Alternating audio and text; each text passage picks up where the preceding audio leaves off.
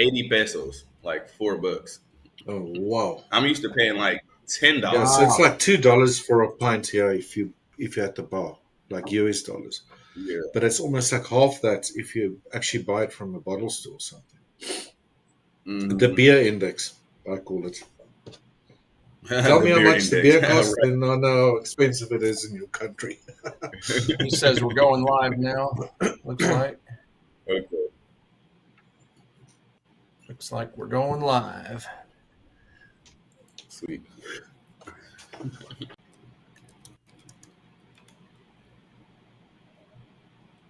All right. I think I can. All right. I think I can see and hear you fine, Tiger. Yeah. Yeah, I can hear you. I just got Okay. Just I a think little. it's right, guys. We are Oh, we're live back live. He says. back in. Oh, So, okay. Yeah, the link's back up on YouTube now.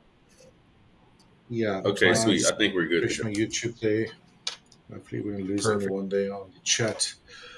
But anyway, guys, let's go ahead. Sorry, Michael, for the interference there. Oh, We had a good chat no worries. behind the No worries. scenes. Right. Please go ahead. Cool. Cool. So yeah, as you guys can see here, this what's happening or panning out on the chart is pretty much the exact same thing as my diagram here, right? Like that peak top. Let's do it like this, right? Peak top here, and then that break below here, which is the break below here, and then the retest, right? Pretty much the exact same thing. Um, and then here, obviously, is the 1350 cross, so I know I am in level one. Because if you remember, level one is 1350 cross, so the blue and the red cross, and the 5200 has not crossed. That's how we know we're in level one, right? So same exact thing here. 1350 cross, level one, right? So we are literally at that exact spot to actually take this short. However, there are some things missing from this particular setup so far. One, as I mentioned, we got a lot of news today, so I don't know how comfortable I'm Yep. going to be taking this. Mhm. Right, and let me just kind of draw this on here as well. I'll just put peak high. Right. How do you just copy this? I know you can. Okay, great. All right. All right, sweet. So yeah, we are like as you guys know, when I come to the market and I ask myself, the first question is, where am I in the cycle? Here, I'm in my sweet spot, right about now. This is that level one. I'm waiting for that bounce off the 50 EMA to go short towards the 200. In this case, it would be the ADR low. Those are like the two targets. And I think I might have mentioned before, when it's this close, I just always go for the ADR low. If it was the other way around, I would just go for the 200. Like they're really close together. Right. Either way, Mm. I would be at break even by the time it got to this 200, even though I'm anticipating to get to the ADR low, and vice versa. If it was the Mm. ADR low first, I would have my stops at break even at that point, still anticipating that it's going towards the 200. Right. So the Uh, structure on the chart Michael, looks. tell me are you still going to wait for some confirmation? Was it already confirmed on the Oh floor? yeah. Yep. So it's actually a lot more that needs to happen on this setup. So Yeah. um, getting into it, the News. charts Was at the yeah, the news and on the mm, TDI too. So the chart is telling me mm, this is great. Like I can see where we are pretty much. The chart looks great. But if I look at this TDI, you see how we have the market, the RSI line and the signal line are below this yellow market baseline. It can't be like that. This would need to, it's got let to me do reset, something like right? this. Upwards. Well, no, the reset is actually on the M and W's off the 200. So like the level two setups. Mm. On the level one setup, I would need something that looks like this. And let me kind of draw this, or try to at least. I would want, Move let up. me see, change this to purple. Yeah, this would need to come up, right? Like that would need to come up, and also this would need to come up above the market baseline. Because in a way, this is what's triggering, at least that's the way I look at it. This is what's triggering this to continue, right? So I need the Okay. RSI line and the signal line to be above this market baseline before I can take the trade, right? Which that is not happening if I delete everything. You see, this is below. You guys have no Yeah, idea how long sorry, it that's took. what I meant by the reset. So it needs to move above and come down again, right? Yup, yup. Again, it took me so long to realize this. Like the chart is telling me, yeah, it's ready, but the TDI is not. Right? Like Mm. we still got some time on this because what'll end up happening is it'll look something like this. Like I can't just, for one, if you look at this, technically price has not even touched the 50 EMA yet. So that's not it in itself, right? Like it would have needed to, let me change this back to yellow. It would actually need to literally touch it before this would even count for me. But seeing that the RSI line and the market base and the signal are below the market baseline, this will end up coming back up and probably doing something like this because it will want to give it that second leg, and then I'll just be over. I'll be on it at this point. But this is kind of close, but still missing a decent amount of data and confirmations to really be able to take it. So to be honest, as close as this might not even set up today. But Um, but yeah, this is pretty much the closest one that I'm looking at, um, and we'll see. Other than that, I was also looking at NZDCAD, which it looks like this may or may not set up. So let's see. So same thing as AUDCAD for this one. I'm just kind of watching this closely as well, right? So we got the 5200 cross. So we know we're in level 2. We kind of have some structure here. It's not the prettiest, not the ugliest, but I see a shoulder, head. Looks like we're trying to get the shoulder now. If I can get this close above this 800 EMA, right, this would be decent. Now in this particular case, we already have everything we need.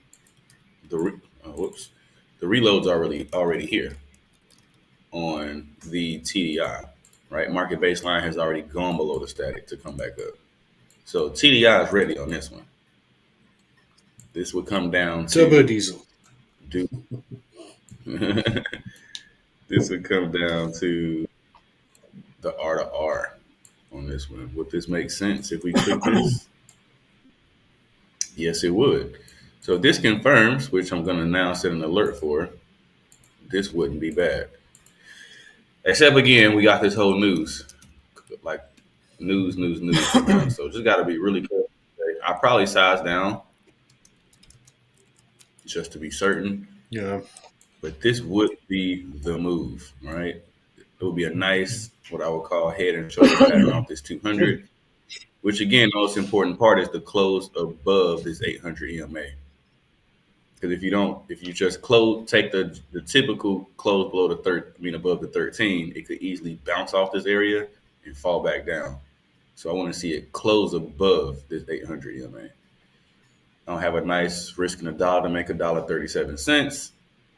And yeah, obviously the last thing we would need is that 4-hour confirmation as well. So price would again need to close above this 800. And then we'd be good money.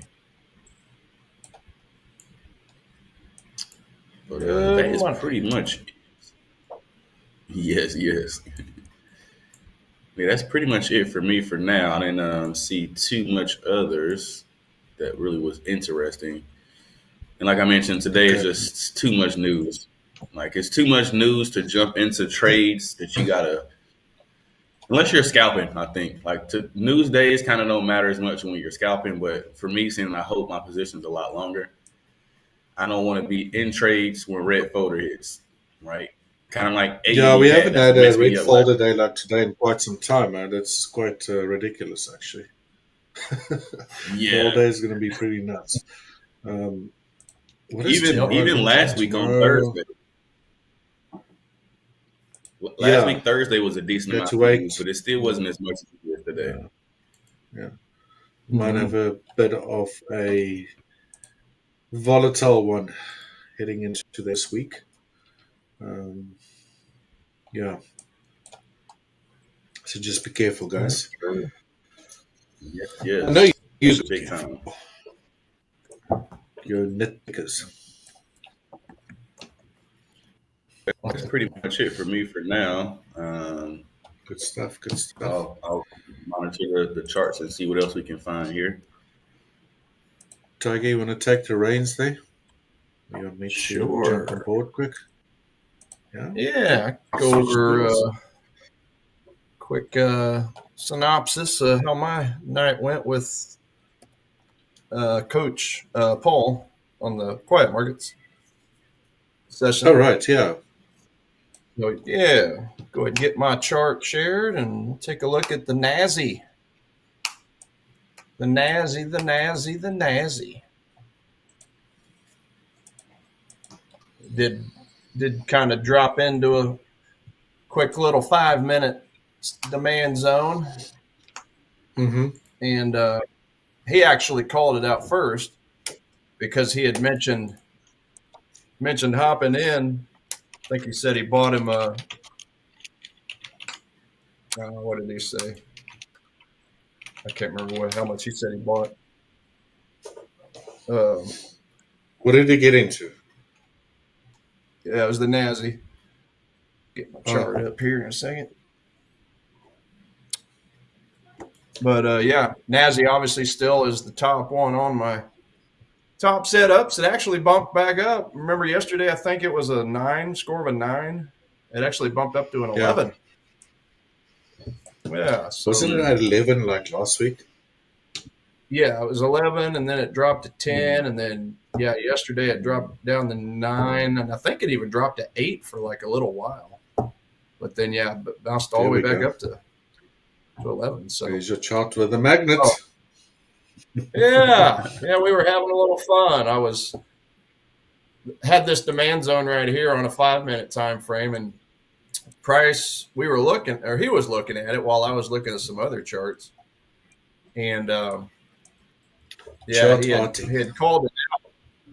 He had called it out when it did this little pop down here, or actually when it popped back up. So that second green candle, and I was busy looking at another chart. And so he mentioned getting in on a contract of it, and with the possibility of adding to it if it pulled back. And so he, so I got to looking at it, and I saw, well, shoot, a nice 5-minute demand zone, and obviously that's the strongest bullish bias I have at the moment. So I went ahead and jumped in too, but I jumped in a little late. Huh? Was this with Coach Paul G or Coach Paul? The one that lives in Florida. I'm blanking on his last name. Coach, that's Paul G. Gallo? In the futures session, right? Morning session. Yeah. Gotcha. Yeah. So he had mentioned he jumped into a contract of it, and of course, I'm still not the fastest on the small time frames, so you can see where I got in. I mean, I got in way late. Like he got in right about this candle, or no, he got in at the end of this candle here, and it took me a couple of minutes to get my order pre-built and put in. And so I got a horrible fill on it. By the time I did get it in, you can see it already went about a 1.5 to 1 at that point. Yeah. I wasn't too worried about it because, like I said, it's the best bullish one I had. And so, yeah, we had a little fun. I ended up putting a magnet up here telling it to rise up. And and it worked, didn't it? Yeah, it worked. I mean, it got up to the 1-to-1 right there, and that's where I moved it to break even because that was about the time I was starting to notice the earthquake news coming out. So I thought, well, I'm just going to move this to break even. Who knows what the indices are going to do, especially like Nikkei. That's the one that I was the most interested in. And but yeah, it just turned around and went back against me. I got it. Actually, no, I'm sorry. I did actually get out up here in this candle here. I forgot. So I don't know. I think it ended up being something like, yeah, $26. So yeah, back in 26.51 on that trade. Ended up closing it out right before. But yeah, so obviously after that, I was paying attention to the Nikkei because remember that was another one that was on my list. And I just knew that we'd probably get some volatility with the with the tsunami threats. So just kind of going down to a 5-minute time frame. I mean, we're at about, I guess it would have been about 6 o'clock, 6 or so Central Time, 6 or 7. Yeah, it was just shortly after the Asian session opened. The red is the Asian session, by the way, where you see the red background. Okay. But yeah, just kind of shortly after, you It's like see a where the session volatility is. indicator. Nice. Yeah, I love this indicator. I mean, it's great. So red is Asia. The orange is the start of London. The yellow is the London, New York overlap. And then the green is just New York by itself. And then it obviously repeats. So yeah, I love having that in the background. It's just, I like it better than having like, lines and things, horizontal lines. Yeah. Because I have enough horizontal of my own when with all the zones and stuff I draw. Yeah. So I just get a bit messy. But yeah. But yeah, when you look at the Nikkei, I mean, it just started going crazy there for a while. Whenever everybody started tuning into the tsunami threats. So, and I think their tsunamis were, I don't think it was too crazy, but they did get 3 and 4 foot waves at some places in Japan. Wow. But Russia, best I could find, I guess they had some 8, 9, 10 feet high in certain places, but it wasn't as densely populated hitting Russia. Yeah, I should actually Google that a little bit on the side, see what's going on there. Yeah. Well, yeah, if you Google Russia tsunami, like on YouTube or whatever, you'll see where it did sweep away some buildings and maybe a house. So there was a tsunami. I thought it was just like a warning, or they were on high alert. Yeah, well, it was an actual warning for tsunami waves hit Hawaii. Yeah, that's crazy. We got tsunami waves that just hit Hawaii. Yeah, Hawaii, and then 11 months ago. California, Oregon ought to be sometime around this time, if I saw it right. But anyway, so Nikkei, yeah, that's the one I'm paying attention to on this 1 hour time frame. I mean, it's a 2 hour demand zone I've got right in this area, but when I'm looking at the 1 hour, let's see, was I on with you guys talking about this? Or no, I was talking about this with Paul as well. Never mind. But yeah, this is you showed that chart yesterday. Oh, did I talk about the master pattern? Yeah, I think I did, didn't I? Yeah. Okay. Yeah, because I was just showing where this is just the perfect example of collecting the liquidity on both sides, going a little higher and a little lower each time. So, yeah, still just waiting on that 10-minute demand zone there. It's getting close. Been kind of flirting with it for the last 12 hours, basically, or longer. So I did have the Swiss Jap drop into my zone just a little bit ago, but let me see here. I think I'm still getting a neutral rating on it. Swiss Jap.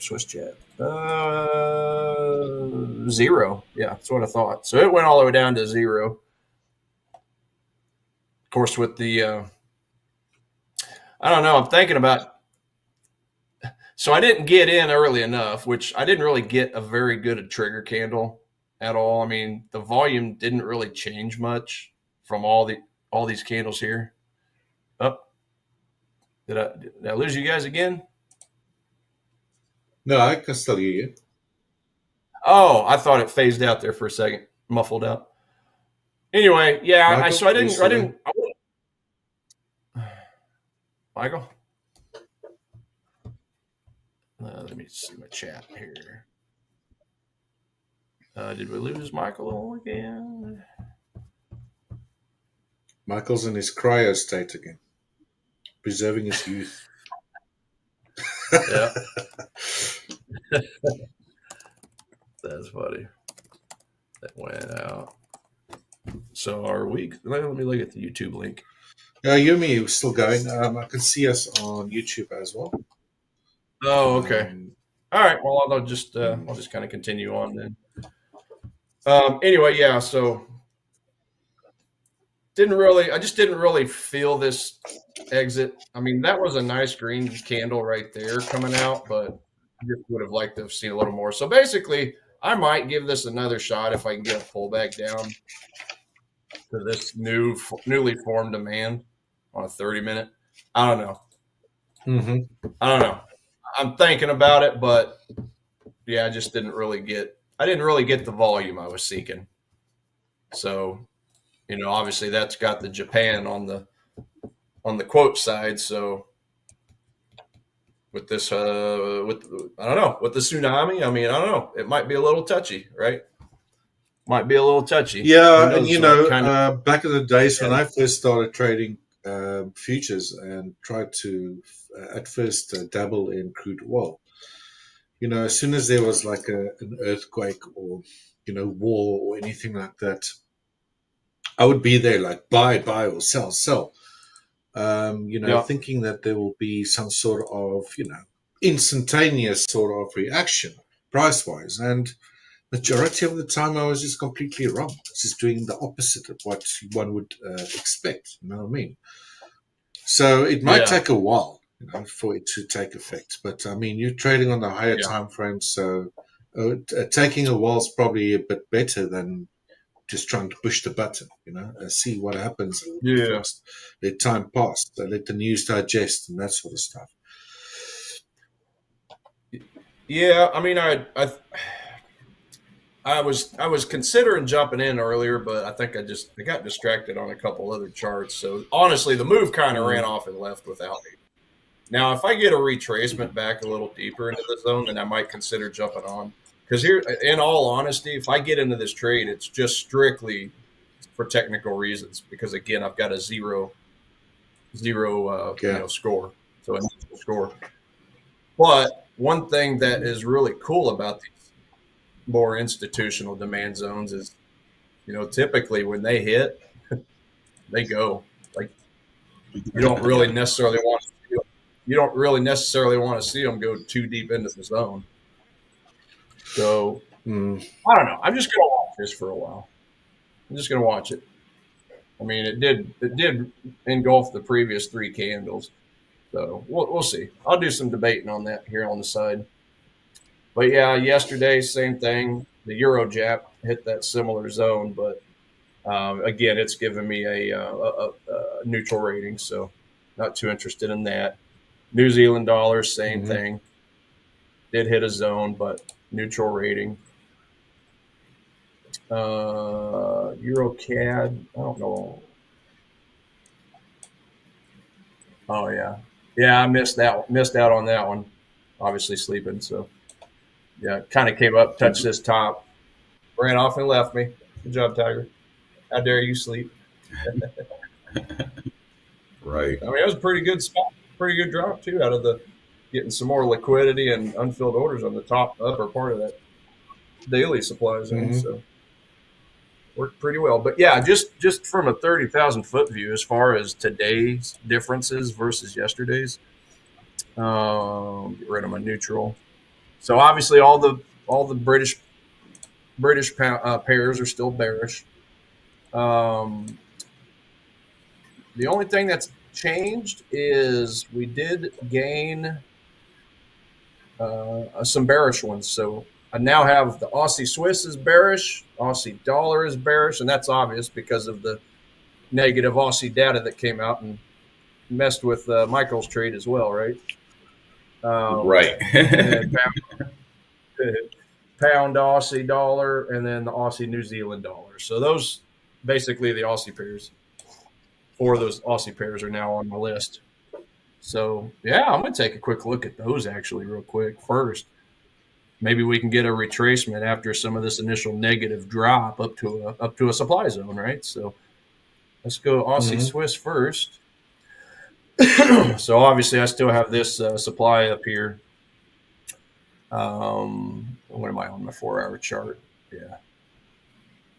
Yeah. So just basically looking for a retracement up to that area. Supply there. Aussie dollar right above it. Yeah. So this one, just looking at a higher time frame, do have a 4-hour supply clear up here. So it's still quite a ways away, but and it's just been trending upward, as you can tell. Kind of a slow grind up, but each time it's created a new high. So it hasn't really bumped into any of the highs, and well, I kind of turned the corner here, but it wicked through it. In all fairness, this high point kind of respected that, but no, I can't talk. It even wicked through. So if none of these tops are getting respected, I may just wait for either that upper supply to get touched. That's probably going to be the one, to be honest. Yeah, because we keep getting higher highs, we keep getting higher lows. I wouldn't really want to jump into this lower time frame supply, although it does kind of marry up nicely with these previous couple highs, and do have former resistance points up top. I think I'm just going to stick with the common theme, which is higher highs, higher lows, and just trust that this higher time frame 4-hour supply would be the one to swing it downward. Because like I said, it just came on my bearish top setups page, so I'd be looking more along the lines of that 4-hour area there on a little higher time frame. Voice is trying to go out on me. Try that. It's all that singing you're doing. Yeah, that's it. That's it. Aussie New Zealand. Serenading to your girlfriend again, Tiger. You should get some sleep. Serenading to who? Your girlfriend. Serenading, yep. I told her I was singing karaoke to her at the wedding that we have in the future. She said, "Oh, you do that for cars." Aussie New Zealand. This is probably my favorite bearish chart. Still got that supply up top. Actually, I think this one had been on my list for a day or two. But yeah, nothing's changed. Obviously, just messing around this retail area. So same thing. Just waiting for it to, at some point, finally bust through all this, come up here, sell it, buy to cover ahead of a lower time or a lower demand zone at some point. Maybe this area right in here. And then the last Aussie. Now, this is weird because it's – okay. So, obviously, the pound Aussie is on here as well. It's wanting me to buy Aussie, but obviously pound is a lot weaker than the Aussie dollar, right? So, that's why it's still on my list. So, let's take a quick look at that. Pound Aussie dollar.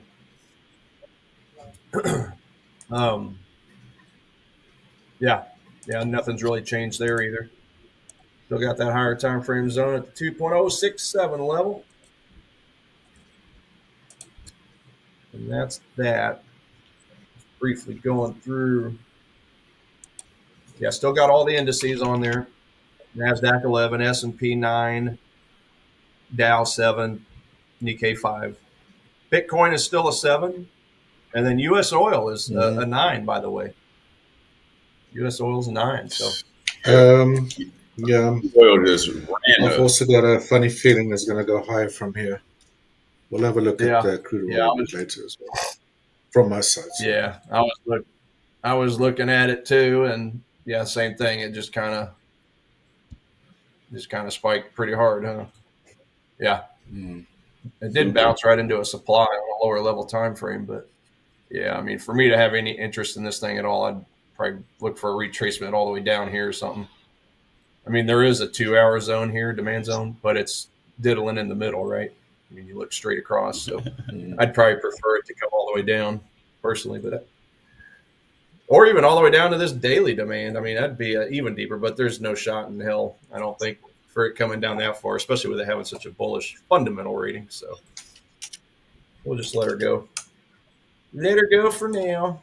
Let her go. Yeah, yes. Yep, S&P still got this zone right here on a 30, I believe it is. Well, this is more of a collection of 5 or 10 minute candles, I think it was. Yeah.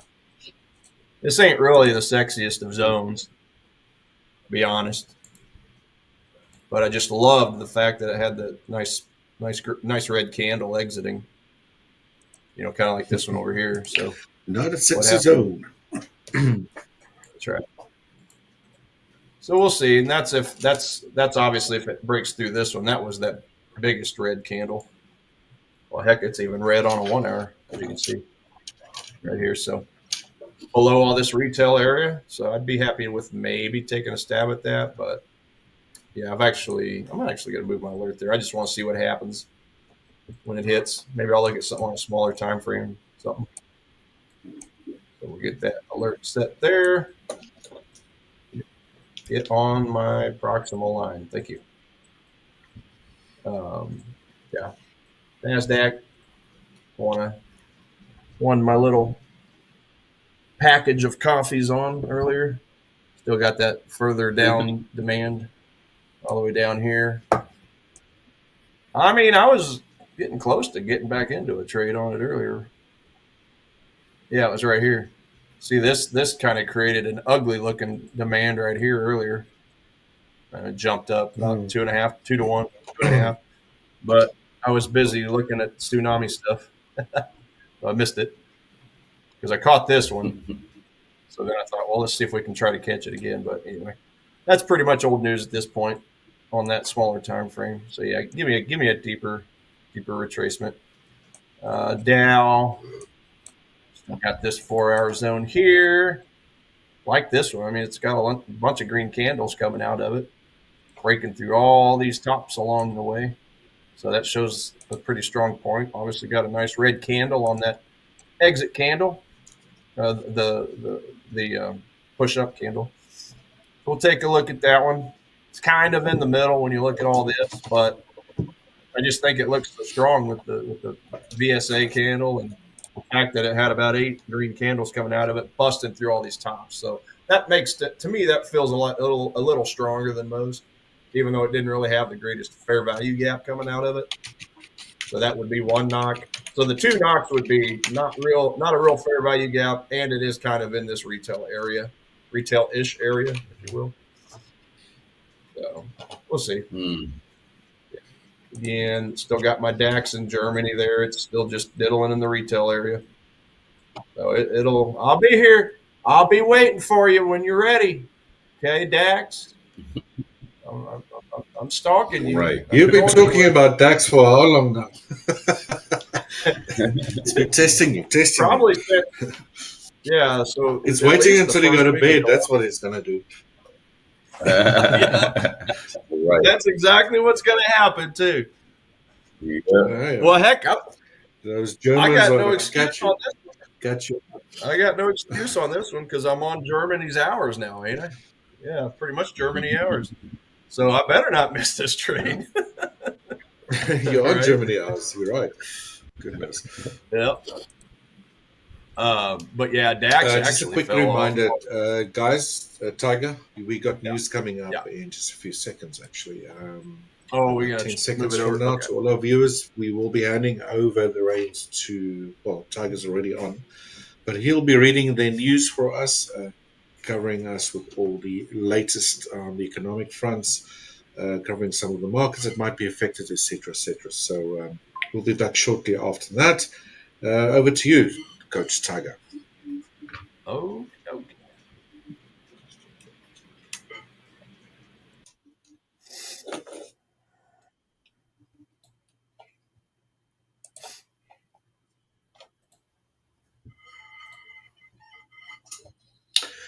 A little bit of a delay by the looks of it. bit. A little bit.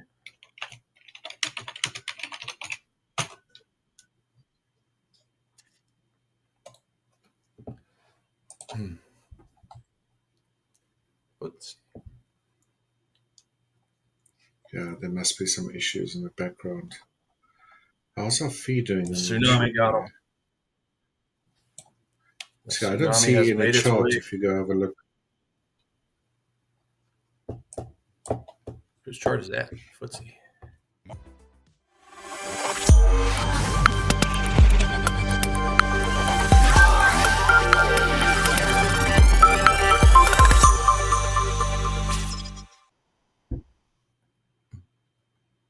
Well, good morning, traders. My name is Coach Tiger here at Hola Prime. Happy Wednesday. Today is July the 30th. Coming to you here from Kansas City. It's about 4 o'clock a.m. Central Time. So burning the midnight oil with you all as always. We are underway, of course, in the early part of the London session. So here's what you need to know for the trading day. On Tuesday, U.S.-China talks in Stockholm ended without an extension of the current truce. U.S. Treasury Secretary Scott Bessent did say on Tuesday that the United States and China will continue talks over maintaining a tariff truce before the deadline in 2 weeks. And Trump will make the final decision on any extension, of course. Scott Bessent, he did tamp down any expectations of Trump rejecting the extension. Perhaps this little bit of drama is partly why the VIX jumped nearly 10% during yesterday's intraday session. So as far as the European session goes, we do have quite a few economic releases coming up today, including the Spanish preliminary CPI and the German flash Q2 GDP, which I think the Spanish one just came out. I'll get to the calendar here in a second. But we also do have the Italian advanced Q2 GDP, the Eurozone flash Q2 GDP. None of them is likely to change anything for the ECB at this point as they continue to wait for more data and are already starting to mention that they will need strong reasons. They will need strong reasons to cut rates further. The ECB is likely done with its easing cycle already, and if the data continues to improve in the next months, we might even see rate hikes in 2026, barring any negative shocks, of course. As far as the U.S. session goes, in terms of data releases, we've got the U.S. ADP and the U.S. Q2 advanced GDP coming up. The U.S. ADP is expected at 75,000 versus negative 33,000 last month. The surprising negative print last month did trigger some dovish repricing and rates expectations. The U.S. non-farm payroll of course, came out better than expected the day after. So the ADP continues to be a market-moving release, but it's also a poor labor market indicator. Jobless claims are fine, and the NFP will likely be fine too this Friday. It's how much good it's going to be. That is the question, in my opinion. So the USG Q2 GDP is expected at 2.4% versus a negative 0.5% prior. GDP is a very lagging indicator, and the market almost always disregards it because it's already focusing on the next 2 to 4 quarters. Today might be even more so, given that we have the FOMC decision coming up here in a few hours. Moving to Canada, the Bank of Canada is widely expected to keep interest rates unchanged as well and maintain a neutral stance. The data out of Canada has been good, with the employment report surprising to the upside and the underlying inflation figures staying close to the upper bound of their 1 to 3% target range. The market is pricing just 16 BPS of easing by year end, so another rate cut is still basically about a 50-50 chance. On the Japan side, the focus has now switched to the BOJ. The market's now pricing much higher chances of a rate hike by year end following the U.S.-Japan trade deal. In fact, the central bank mentioned several times that they wanted to see first how things evolved with trade negotiations before adjusting any interest rates. For more JPY appreciation, we will likely need weak U.S. data to increase the dovish bets on the Fed, or higher inflation figures for Japan to price in more rate hikes than currently expected. Other potential positive drivers could be a signal from the Bank of Japan to deliver more rate hikes given lower uncertainty, or signs of more fiscal support, as they will likely put upward pressure on inflation. Moving across to the FOMC. So FOMC is widely expected to keep interest rates unchanged and maintain its neutral stance as well. So basically all three of the rate decisions are projected to stay the same today. We'll most likely have one or two dissents coming from Waller and Bowman, Governor Waller, Governor Bowman of the Fed. But Fed Chair Powell might say that they could be in a position to cut rates in September, but it will depend on the employment and inflation data. The market is pricing a 67% chance of a cut in September and a 95% chance of another cut in December. So it's looking like we'll have a couple rate cuts this year, according to the projections. As far as the currency indices, all major currency indices yesterday were down, except for the Dixie. So the U.S. dollar index was up slightly. So, but in other news, listen, Japan Meteorological Agency issued tsunami warnings after the Kamchatka earthquake that happened off of the eastern Russia peninsula here about, I guess it would have been about 7-8 hours ago. It came in as a magnitude 8.7. I was actually reading on the news, it was in the top 10 largest earthquakes in history. So crazy stuff. But the earthquake is one that is reverberating through the region, with Japan having already issued tsunami advisories for the Pacific coastline, saying that waves could reach heights of up to 3.3 feet. The impact of the situation is quickly gathering pace, with commercial flights in Hilo International Airport in Hawaii. They were suspended and suspended now to support emergency evacuations on the island. And I believe they have since opened up. So going back to Japan, an evacuation advisory was already issued earlier to more than 900,000 people in 133 municipalities along the Japanese coastline, stretching from Hokkaido to Okinawa. The JMA did warn that the tsunami could be expected for more than a day. So they're going to be on their toes for the whole day on that. So that's about it on the economic data. Let's just check the timing of these calendar events for the day, and we'll be done. So, yeah, just moving over. We've already had the Spanish flash CPI. They did forecast 2.3%. It came in a little warm at 2.7%. And then they also have already had, and this is for the euro. So the euro also had a German preliminary GDP number come out right on forecast, minus 0.1. So 7:15 a.m. Central Time, that is our ADP non-farm employment change here in the United States. 7:30 is the advanced GDP report release. Both of those are expected to come in warm for the U.S. dollar. 8:45 is the Canada dollar rate statement. So we'll get the policy rate report, the rate statement, and the rate change itself, which is expected to stay at 2.75%. Their press conference is going to be at 9:30 a.m. Central Time as well for the Canada.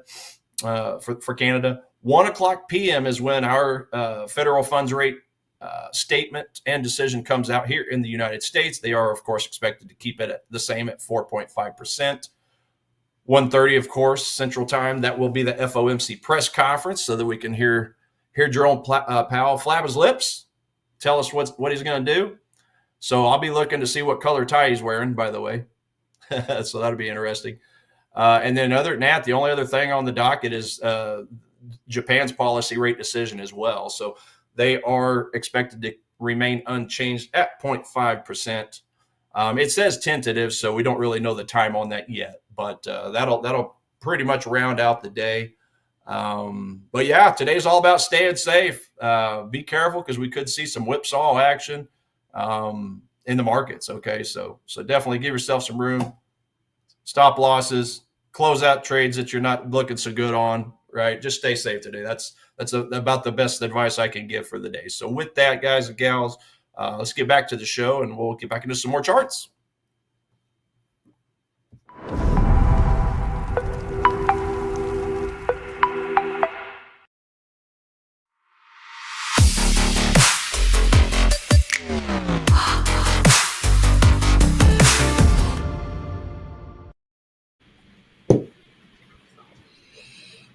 All right. Nice. Back again. Thanks for that, Tiger. Hey, that was awesome. Good stuff. You're going to be looking out to see what color tie he's got on. That's about it. Looking out for what? I What didn't hear color that. tie he has on? That's about it. Oh, the tie. Yeah. Yeah. That's always the over under bet of the day, or right whenever that comes out. I'm sure that'll be on Polymarket too. Now that I think about that, I never thought to look. What color tie is Jerome Powell going to wear? Because you can bet on anything these days, right? Right. Yep, that's for sure. Good. Cool. Um, Tiger, did you want to continue your analysis yeah, there? I'll just finish up. Yeah, I can finish up my Yeah, last then I'll few. be happy to take it over afterwards.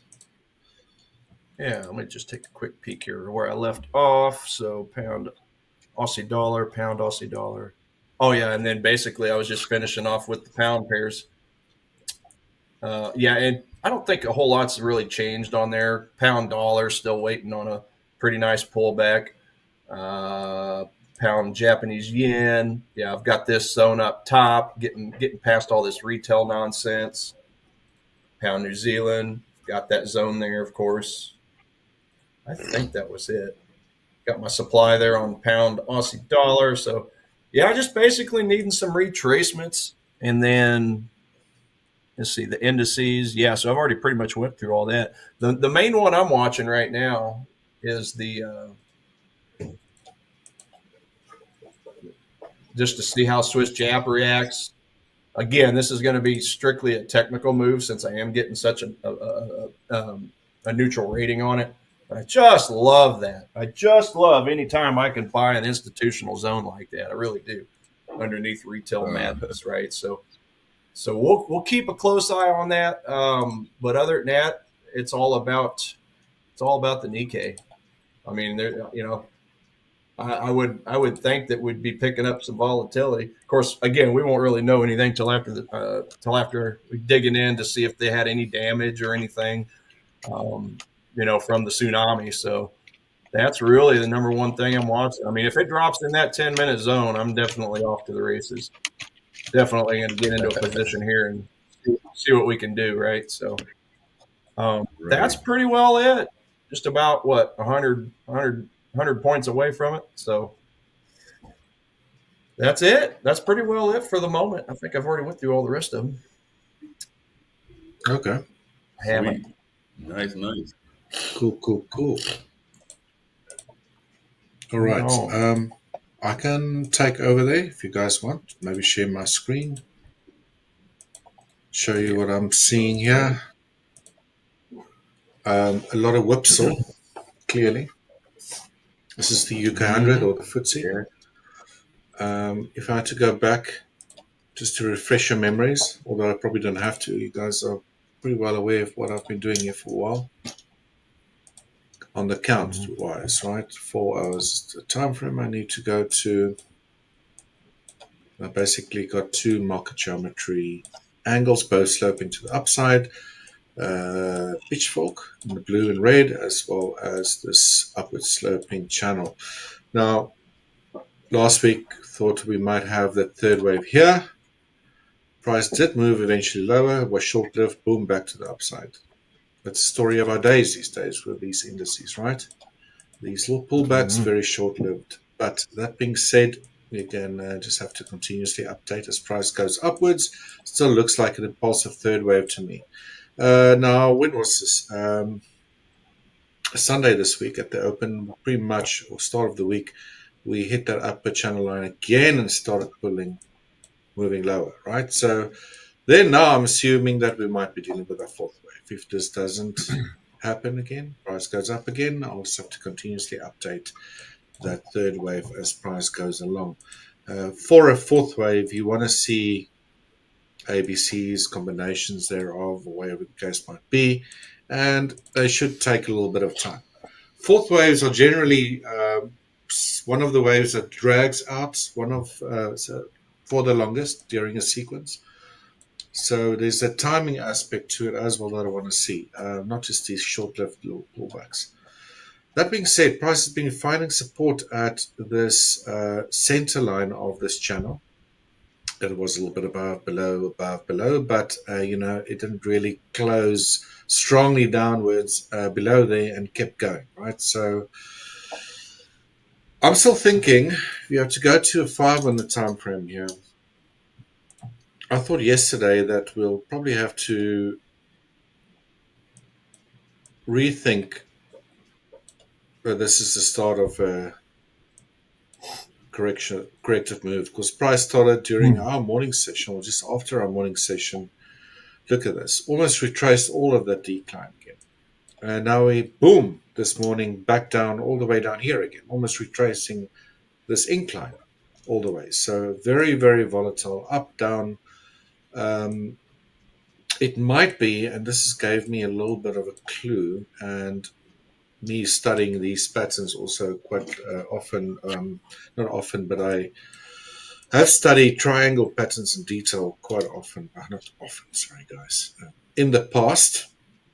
And there might be some credence to that this was that third wave last week, and that we're now seeing an expanding triangle forming here. Because you see how price whipsaws, changes on the dime above the previous wave, it's high. It whipsaws below the previous low, almost like a V shape, back up to the upside again. And considering the current climate in the UK, I know there's a lot of volatility there at the moment, politically wise. I think Trump told the UK and Europe to get their act together the other day regarding immigration laws. I don't know if he wants to impose more taxes or tariffs or whatever the case might be. But these patterns typically pop up during very volatile time periods, and they change direction on a dime. But the factor that makes them stand out is this behavior where they fluctuate above and below previous waves, and as soon as they do, boom, they just change direction. All right, so if this is the case, there might be a chance. It's too early to tell. I'm not even going to try to trade this pattern because of news today as well.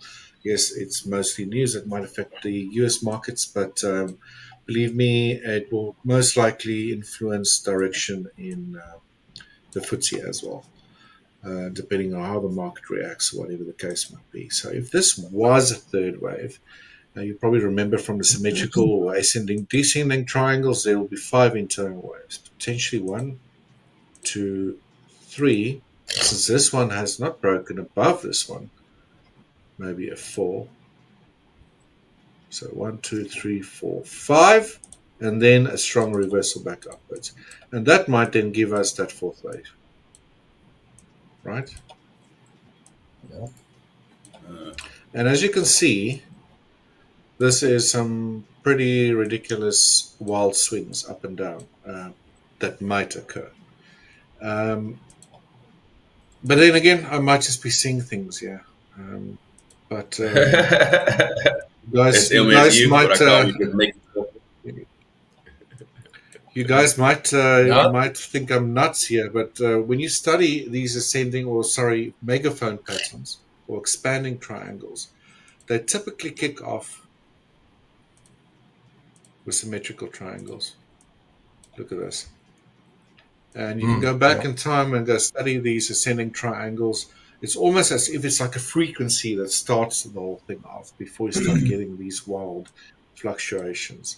There's another one here. They're all sort of lying at the same level here, right? 2 in a row. Right in a row. Well, is this a fractal? A fractal behavior might be an inverse fractal on this side. It's just very interesting to note that. So, I don't know. Like I'm probably with you guys, I'm not really gonna take a trade today. I'm not interested. If we do see prices stop here in the middle of nowhere after a hectic strong decline like this, and goes to new highs, then I think the confidence will be a bit more up there with regards to this potential expanding triangle or that megaphone pattern. And if we do make a new high, punch new highs on the UK, yeah? I was just going to say, no, I don't think you're crazy at all, because where you drew that first triangle, on the left, I'm just looking at that same price action on a 1 hour chart. And I've got there's a couple master pattern contraction boxes right in there. So no, Exactly. Price pushes down, collects the liquidity down, and then it pushes up, collect the liquidity above, and then it pushed back down to collect the liquidity again. So it's just more of a fanning engineering out liquidity, right? Buy side and sell that I side love liquidity. to see. Yep. Run that liquidity, reverse it. Run liquidity, reverse it. Mm-hmm. Yeah, so it's very interesting. I mean, just looking at the geometry of it, or the fractal side of things, you know, if maybe this took this long time-wise, where's that? For, let's say, this move to complete, then maybe it will take that long for the next move to complete. You know what I mean? You know, just trading pure off this pattern, if you're not really sure that it is, will be too early for me to take a trade here. You can try to take a chance and a stab at this and try to long this, assuming that we're going to new highs, but then you're trading into those news events. I'm not going to do that. What I will do, though, is if we do see a strong move upwards without breaking these lows, so then potentially have that A, B, C in, since this high has not been broken. If this just does sort of like this, and then get a move lower, then I'll participate on this decline to the downside. This will be one heck of a risk-reward ratio to participate in. Right. I think you're going to be dealing with that last wave of the fourth here. And it might move really, really quickly. So, again, might be seeing things that's not there. But again, we're trying to plan ahead, you know, trying to hypothesize what could be dealing with here and have a plan A, B, maybe even a C. And if price follows that plan, we'll try to execute. I'll at least try to execute that. Right. So that's the UK 100 or the FTSE. If then scenario, the price is currently in a 5-minute fair value gap. If it breaks this, continuously creeps higher, it might be the indication that we are going to break to new highs and not actually make new lows. Because, I mean, look at this. Boom and boom, back all the way up again. 15-minute time frame, much larger fair value gap. Yep. So we'll see how price behaves within this area. Again, I'm not going to trade it just because of today's news events. Let's see how things stand tomorrow when we revisit. Oh, behave. What else did I want to look at? Oh, gold. Gold. Gotta check out gold. Gold's messy. Really, really messy. It's been messy. Yesterday I was saying talked about it. ABC. Yeah. Remember price hitting that upper red warning line? I think that was 15 minutes into our session yesterday. Strong decline lower, strong decline up. And now it's been messing around in the upper part of this same pitchfork that I've drawn. So this is not an ABC anymore. Maybe it is. And maybe now we're getting some sort of a secondary ABC before decline. Giving us a WXY type of pattern, maybe. Where's my other shapes gone now? Here we go. A combination like this. Right? Maybe if we clear this upper median line where price is very close to at the moment, that might be a area to attempt to go long gold, but it will need to set up really quickly. There's no doubt in my mind that gold will behave pretty radical or crazy with today's news events. So if it can set up during the morning, maybe get and really not maybe try to target an area too far away, but maybe just do a little more like a scalping type of trade, then that's something I potentially want to do. price can break above this blue median line, maybe pull back to it on a 5-minute or even a lower time frame, maybe 1 minute if you want to be really, really aggressive. See if we can get a little trade upwards like this. But we'll see. We'll just have to wait and see. I still think that gold is correcting higher. This is a very overlapping price behavior that we're seeing here. And I think, Michael, you were also looking higher up, right? For a potential gold. setup. Yeah. Yeah, I wanted to come a Or is bit it higher not to on your short it. radar anymore? Yeah. So it would be No, it's cool still if there. it can actually do that. Get up higher, because then, assuming that if a correction has ended in my sort of analysis, or when things set up with on your side, Michael, with your strategy, then there could be some really nice downside potential. Yeah, if price were to retest these previous lows around 3,301. Okay, Yes. so that is it on gold. Again, another market that will very likely go crazy during these rate folder events. So just be careful.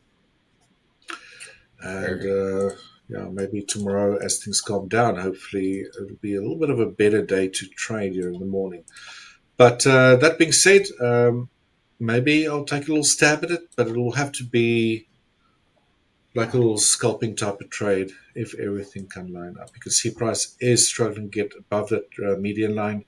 If it does clear that, maybe a little retest of it and a trade to the upside with a very tight stop, maybe a 1-to-2 risk reward ratio, something like that, then I'll be willing to take that. Otherwise, it's probably a better idea to wait, right? We got Martin in the chat. Good morning, Martin. How are you doing? Martin Heyerdahl. Good morning. Good morning. Good morning. Right, so that is gold. Let's have a look at crude oil quickly. I'm going to look at a higher time frame here at crude oil.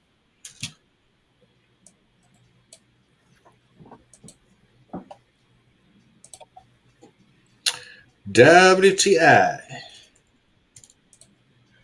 Yeah. What's he? So that alert went off, I think it was this morning, my time. This is on the hourly chart. Remember, I wanted price to clear this area, which it has.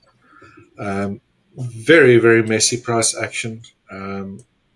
This does look corrective in nature. The only other alternative that I've seen here, if this were to be bullish and price might continue upwards, is that this 5-wave structure that we're seeing here could be a leading diagonal.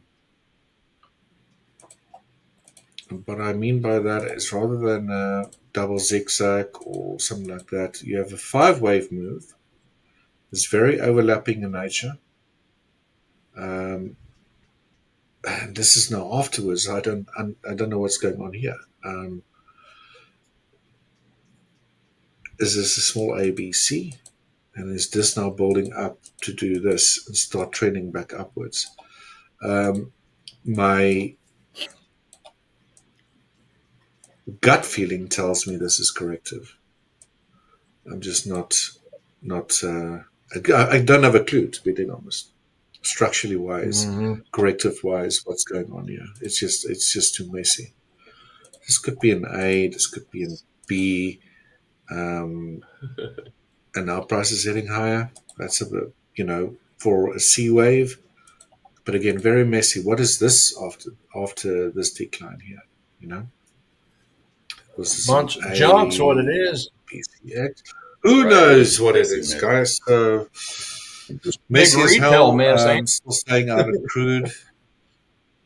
I haven't traded crude in a while. I think it was a couple of weeks back we traded crude, right? Yeah. Yeah. So not much to write home about there, unfortunately. And that's it from the analysis side. From my side, really, not much happening. lots of action, but just not really going to want to get involved, especially during these rate Yeah. folder events that we're heading into very, very soon. Guys, I just want to do a quick announcement again. We are going to be giving away another 10K account today. So to everyone in the chat there, Another one. if you want to be eligible to win an account, you haven't won one yet before, please subscribe to our YouTube and Instagram handles on both Hola Prime TV as well as our Hola Prime Global accounts, right? So that's step number one. You really need to go and do that to be eligible for this prize. Please continue commenting in this live session. And guys, very importantly, make sure that your email is linked to your YouTube bio. That's the only way that we can actually get hold of you and send you your account information to get you set up with that account should you win today, right? So please go follow those steps. The winners will be selected live. I believe it will be around about 6 a.m. Central, so that is a little over an hour and a half or a little less than an hour and a half from now. So please do stay tuned till the end. Maybe tell us why you believe you should be today's winner. And who knows, maybe you'll walk away with another 10K account. We've been giving them away like hotcakes. Maybe it is your lucky day today if you haven't won yet. So please do stay tuned. Make sure you do go follow those steps. Actually, before we do pick a name, we go through all of the guys in the actual chat, or all the persons in the chat, to make sure that you follow those steps. So we're not just giving them away willy-nilly. Please do put in a little bit of effort to go and follow those steps to become eligible for today's 10K prize. All right. Now, what else can we look at here, guys? I've got not much to talk about in crude oil. I've done crude oil. I looked at gold, and we looked at the UK 100. What was it? Dollar index yesterday we looked at. Yeah, so as anticipated, I was thinking the dollar would break these highs set mid-July. That has now happened. Again, just as a quick recap, this is that bounce high that we're seeing from a lower channel line and a lower median line of a shift pitch fall.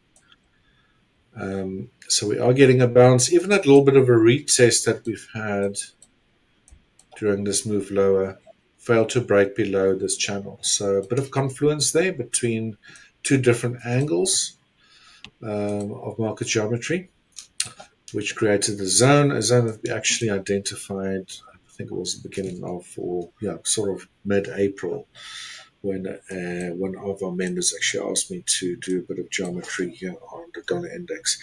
So obviously, guys, it's just really weird. Is this now the reason why the dollar index is moving higher?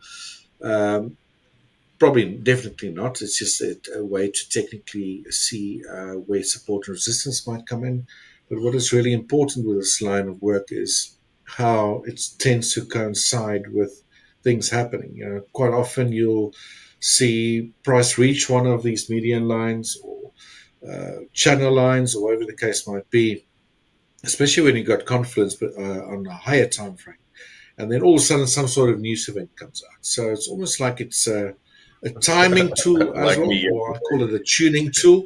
It's really weird how that happens. Don't ask me how, why, but it's just something that's for some reason happens like that. But in the bigger scheme of things, assuming that the trend is down, is not to say that the decline in the dollar is now done. I know a lot of guys have been calling for the death of the dollar. I'm not on that camp. I don't think that's going to happen. No. Yeah. But if this is a corrective structure to the upside, then all I can really say using this type of analysis is that we potentially got a little bit more upside potential. If this is just a little ziggy-zaggy sort of move and then get a decline, right? Price has not hit this upper median line just yet. It doesn't always have to. We can go to, let's say, a 4-hour time frame here. And we now got what we call with market geometry time frame displacement, especially if you draw something on, let's say, an hourly, you jump to a weekly time frame, it will completely distort things a little bit. And here we can see it clearer. Price has actually came extremely close to that upper channel line here. Oh, yep. But Tiny bit of daylight. A tiny bit of daylight. If we look at the structure, if this is indeed like an A, B, C type of move, right? You'll have 5 waves in A, 3 waves in a B, 5 waves in a C. Now, good luck trying to figure out what the hell's going on with this move to the upside. This one I can tell you now already.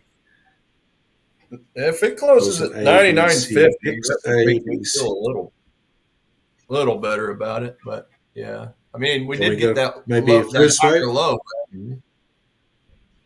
Yeah, we got the higher low. We just need the higher high now. So this could potentially be a first wave, second wave, third wave, fourth wave. So one more high. That'll be interesting to see what happens when price then does hit that area, if it hits that area. So just for interest's sake, let's drop a price line in there. So above the current candle, we're looking around about 99. Let's call it 99.18, 99.20, somewhere around there.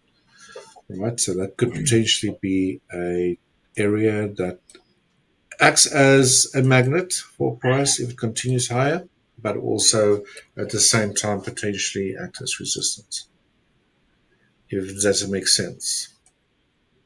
This one here, also a combination move. We got 1, 2, 3, 4, 5 leading diagonal. 1, 2.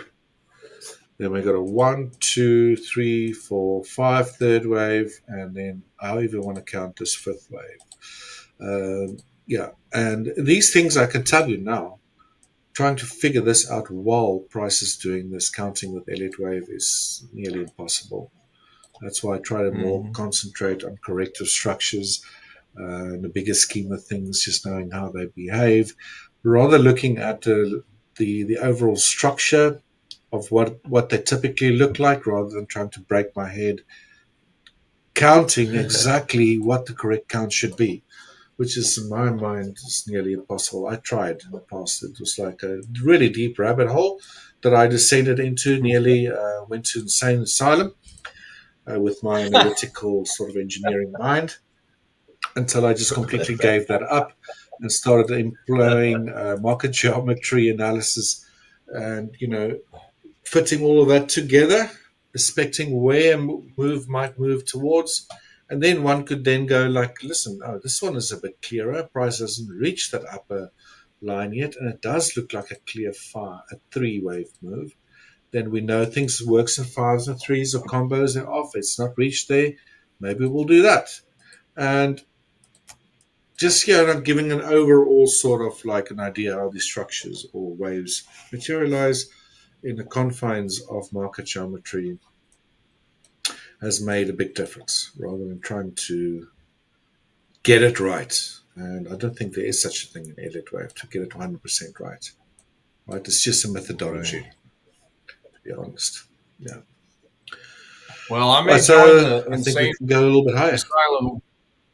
I may join the insane asylum with you, because it's starting to interest me a lot more. So we can tackle it together. Right. I'll show you guys one day during one of these episodes. Maybe we should do like a little educational segment. I'll show you some market geometry techniques that probably going to look like witchcraft to you guys, but very interesting. I don't know how to train it, but my golly, there's some weird stuff that you can come up with when you employ market geometry. So I think maybe that's an exciting topic to maybe take on one of these days during one of these sessions, especially if things maybe go a bit quiet. So I'll prepare a Right. chart on the side, and then I'll give you a sneak peek at some time like that. We'll Let's just do nerd it. out. It works especially Let's well do on it. gold.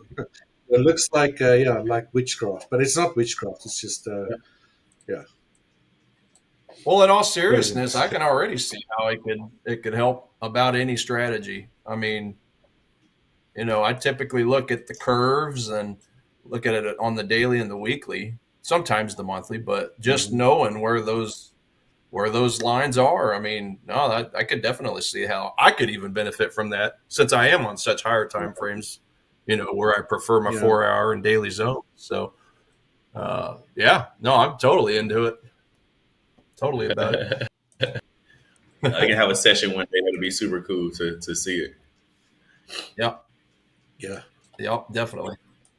Good stuff. Look this on crude oil, and I always get a lot of flack for this. There's too many lines on there, but I'm not trying to just draw lines. I'm trying to, and this is crude oil on a continuous contract.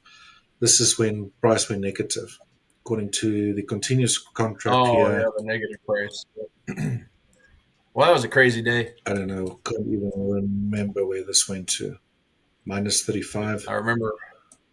I watched I this remember happen watching a live. 1 minute I'll chart. never forget it. It was insane. Yeah, I had it on a 1 minute But chart watching it when it dropped. and there's a lot of guys that Right. made See, money with it. green. Crazy stuff.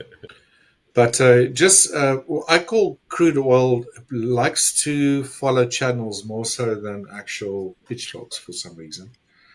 Yeah. And this is a chart I've had on here, all these lines on for quite some time. And the green one simply slopes to the upside, and obviously a red one during this decline. And for me, you'll have to pretty much discount this wick. It Mm-hmm. shouldn't really be there as part of the analysis, just because of an unusual event that occurred. But all of these internal lines are pretty much just lines that I took that drew parallel with these channel lines and projected them at areas that where price did not reach the channel lines, the main ones. And you can see Mm-hmm. if you just do that, project here, support here. Good luck trading this, guys, because here we had an issue where it moved below that, right? Yeah. But Yeah, but I mean, look how significant they are, though. I mean, what it is telling me though is the same angles act as support and resistance in the past, and they have done in the future. Also, and they might still continuously do that. So what I mm-hmm. call this is the operating angle of a market. And for me, this is the upward sloping operating angle for crude oil, and we had a similar one to the downside here. Now, I did not get this or see this recently, but this decline that dropped, this is on the monthly, April. Look where that occurred, right at the cross of this upward sloping and downward sloping, different Wow. angles. And now we're moving up No, again. that's crazy. But now I'll just add another layer because something else is going on here. This decline's running at a different angle. Drop in a quick pitchfork. And you can see that price has sort of been in the upper half of that pitchfork, a little bit lower, and it's now moving up again. Again, how do you trade this? That's very difficult. This is on a monthly time frame. But it can give you sort of a directional idea. If you then go, let's say, to a daily 4 hour, break things down, you know that these angles are pretty strong. If price would be at one of these angles on this time frame, then maybe that will give a trading opportunity, trade a reversal, see if the reversal occurs, change in trend or support, resistance steps in, whatever, floats your boat. And then try to trade that Yeah. off, Especially the those smaller time crosses. frame. I mean, those Or crosses seem to be pretty strong. they're pretty Yep. strong. But But what's nice doing this analysis, you don't really have to go update it for quite a long time. You've got to probably wait a few months before you even change things. And so once it's done, it's done. I think the major thing to try not to do here is, let's say price was trading around about here, close to this upper median line, and you didn't know that this actually been acting as resistance on multiple occasions, to not take a long position into that area. You know what I'm saying? And just knowing that in the back of your head, is perhaps a really good thing to know. Because they're all invisible. The first thing I thought lines, right? They're all invisible. Yeah, so just my 2 cents worth. Crude oil has been a real tough one as of late. If it were to head higher from here, maybe back to this upper median line again, 75.88. Who knows, guys? Who knows? It's just very messy. Nobody knows. Very clear to see. Nobody knows. Yep. Nobody knows. We can only try to guess, right? All right. So that is me on the analysis side of things. How are we doing there? We've got about 13 minutes left. Then we're going to be midway our Forex Fire session. And we'll be taking a 15-minute break. I see there's a little bit of a poll on there in the chat. Oh, we got asking which markets are you mostly trading? Is it forex, indices, crypto, or commodities? So if you are viewing the chat, let us know. Always good to get a bit more input from our viewers, knowing what they like to trade. Again, if you have any questions with anything we cover here during these sessions, let us know.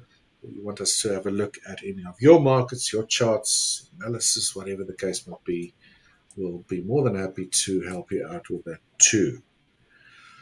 All right. So, anything happening on your side, Michael? Tiger? Not at the moment. Not too much. I can definitely go through the pairs like I typically do, though. Kind of see what I'm looking at for the day. And while the other pairs, I maybe would not do that. So we've got 12 minutes, and then we'll take a little break, come back, hopefully start seeing a bit more action. But anyways, it's not all about the action all the time, right? It is a red hot news day, so we just have to be careful, be mindful of that. Mucho cuidado. Yes, absolutely. See. All right, perfect. So yeah, guys, just kind of how I normally kick this whole thing off. I'll go ahead and erase this and kind of scoot. Actually, I'll just go ahead and take off the entire thing here. Had this on for a few days. Let's see. So this in CAD, I do want to start here. And then I guess I'll just go over a few things, and then I'll walk through all the pairs when we get back, because I don't want to get started and then have to stop. Sounds good. Cool. So yeah, this in CAD. Hey, Michael, there's a question there. Maybe you can address that. While you're there. What is that? It's from Martin. I'm new here. I see you are some new price points.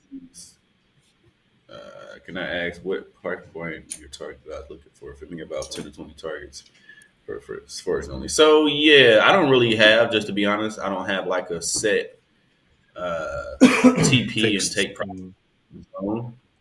For me, it's more of I'm aiming for two things.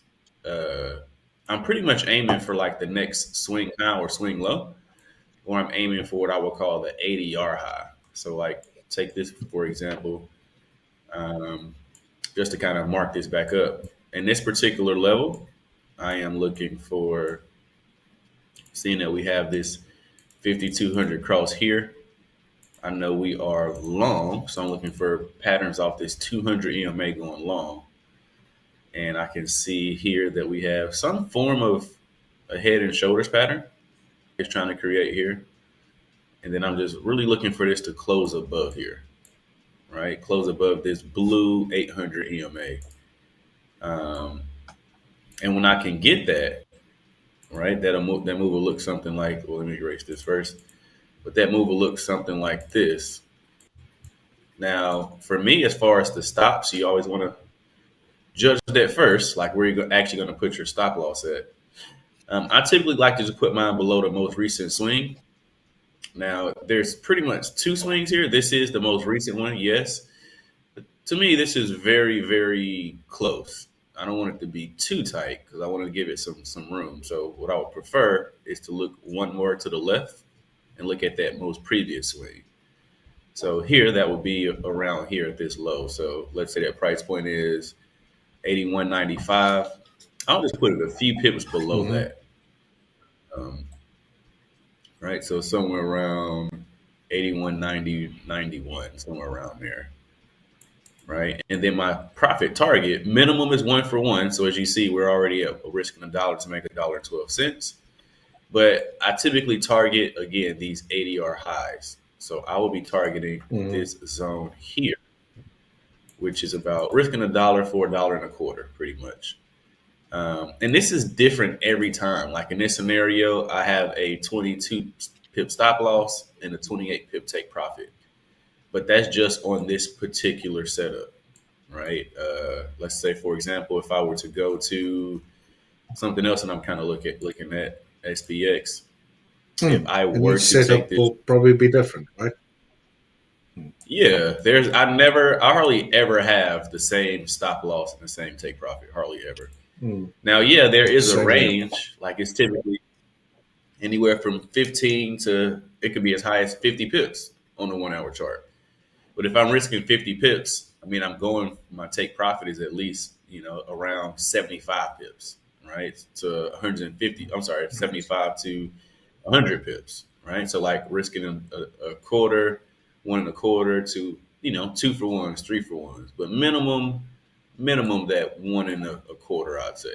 I don't really like to do 1-for-1s. It's a little too close. On a great setup, I will, to be honest. So it's not like a hard pass or hard rule where I won't. But yeah, I do like at least a quarter. So they'll all be different, right? So here's another example. Here I have this 1350 cross. So I know that I am in level 1.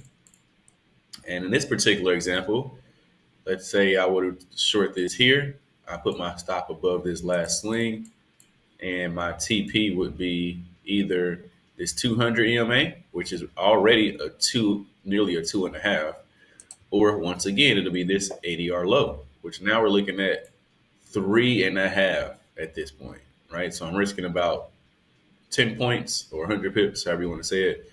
And the profit would be 368, right? Points, or 360 or 36 pips, however you want to look at it. So there's no set in stone rule for like the pips and the stop loss. For me, each time is total. We put our stop above this current swing here, and the TP would be this 800 EMA, right? So this one barely cut it as one. I would have much rather have got it in up here, but once again, this is a pretty crisp setup. So again, this example, this is an 83 pip stop loss going for 88 pips. So, right, no set stop profit ever. For me, at least. I know some traders will do, they do set risking 10 pips and going for 20, or risking 10 and going for 15. It's like a set number every time. To me, that's not the best approach. Because your stop, it should be different. It shouldn't be the exact same every time, right? Because there's no way for you to really put a set stop for your last swing point, right? So Yeah, it's got to kind of make theoretically, sense where you place it, right? Yeah, It exactly. can't just be static. Exactly. Because what will happen is you'll find yourself losing more on trades that you shouldn't have lost as much on. And then when you on the other trades, if you put a set amount too, you were supposed to more money on that setup, but you didn't because you have a set Yeah. stop in the TP. It doesn't make sense.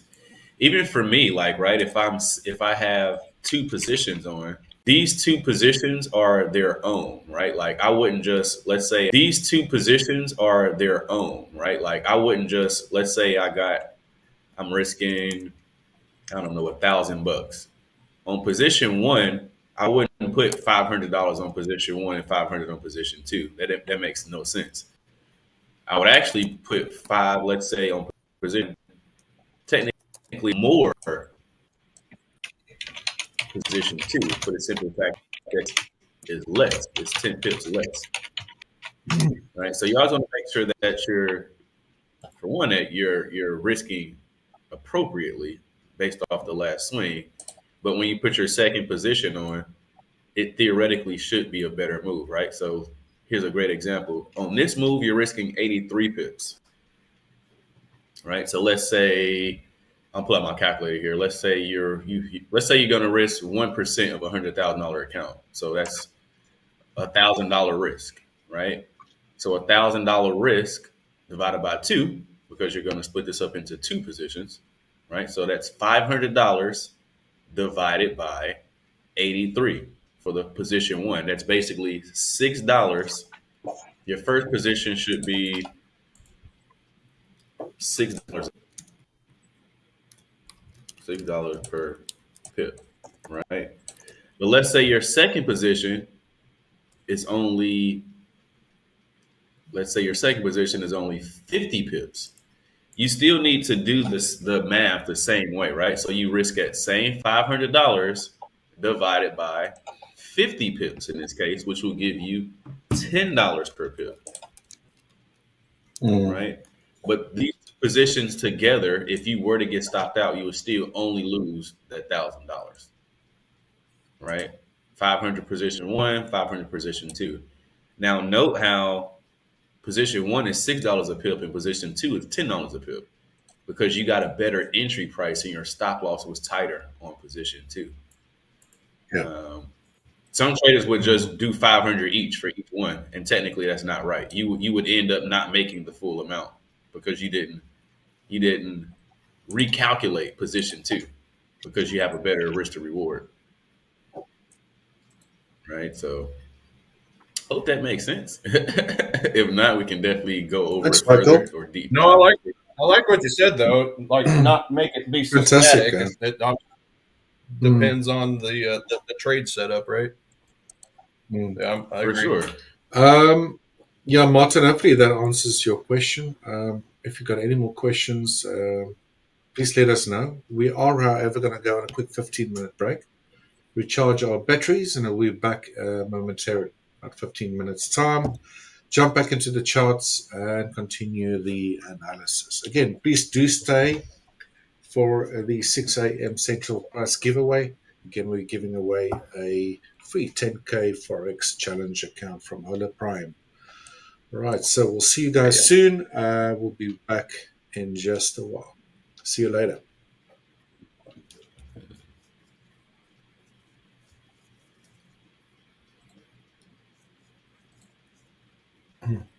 Markets are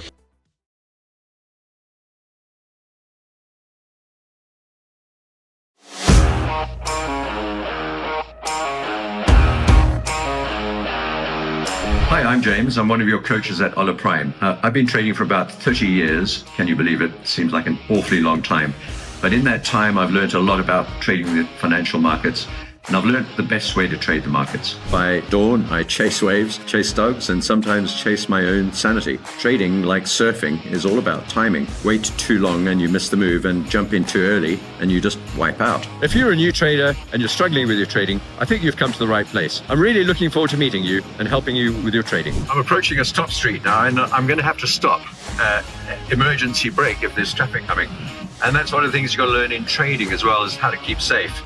And it's one of the main things that I teach in my trading philosophy is risk management, which is not taught very often. Trading is a bit like driving a car, really. You've got to have a license, and in trading terms, having a license is like learning how to trade.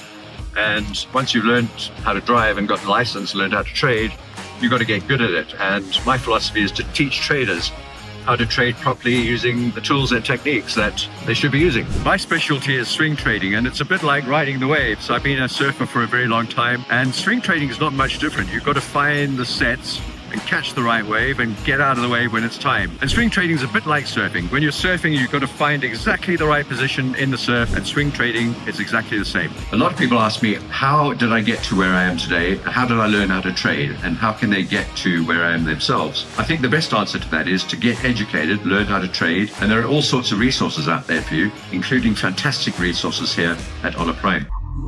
Hola Prime, trade with transparency.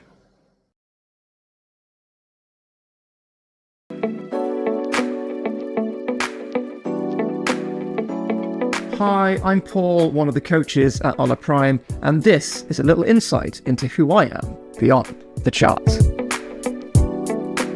I started trading 5 years ago. I made some money, sure, but I also made mistakes, a lot of them. As I progressed though, I realized it's less a game of chasing green and more a game of enacting discipline. As a coach, I try to help traders focus on the process, how they structure their approach, not just on the charts, but in their heads. Everyone wants to 10x their money overnight, right? But real growth, it comes from small, smart, and consistent moves repeated over time. Trading is a journey, so patience is always required, but I am here to help you grow, so don't be afraid to get help.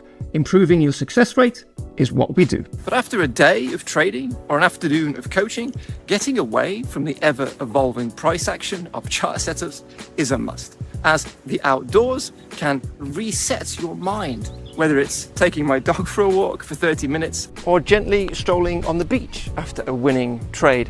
I never allow myself to get lost in the charts.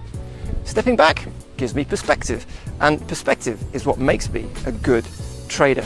I'm always looking for that balance in everything I do. And if you can achieve the same, you'll soon discover it unlocks so many doors. So that's my deal. What's yours? Hopefully we'll see you for a coaching session soon where we can level up your skills one profitable trade at a time. I'm going to place a trade. Hola Prime, trade with transparency.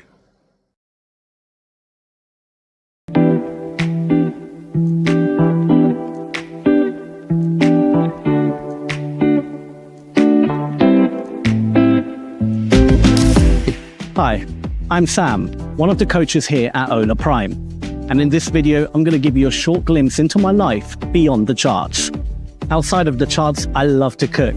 Anything with fresh local ingredients has a thumbs up for me. And when the weather's good, I like to go out, have a quick jog, keep myself healthy. I started trading almost 15 years ago, and believe me when I say, it wasn't an easy journey. There was a lot of ups and downs, mostly downs at the beginning, and it took me, I would say, almost 10 years before I could actually call myself a trader. Personally, I like to travel. I like to go to different places, see different cultures, meet new people. I also like a good spa day, just sit there by a pool, relax, get a massage. You can see from the screens behind me, it's just a lot of stress, a lot of digits, a lot of moving, a lot of fast moving markets. You can't spend your whole day in front of a screen. You will burn out, and sadly, you probably won't be as successful as if you just relaxed a bit more.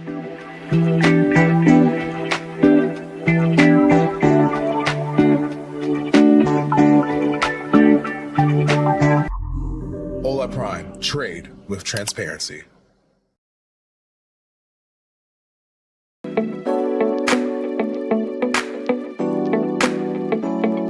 Hey, I'm Troy Epperson. I'm one of the coaches at Hola Prime, and this is a little glimpse of me outside or beyond the charts. Outside of trading, I play golf with my son. As you can see, I have a laptop and multiple screens. I've been trading for about 15 years on my own and about 25 years before that, even with a lot of interest in the market. I've realized over time that it's not about the strategy or the method. It's about implementing whatever that strategy or method is, which is super, super important to become consistent as a trader.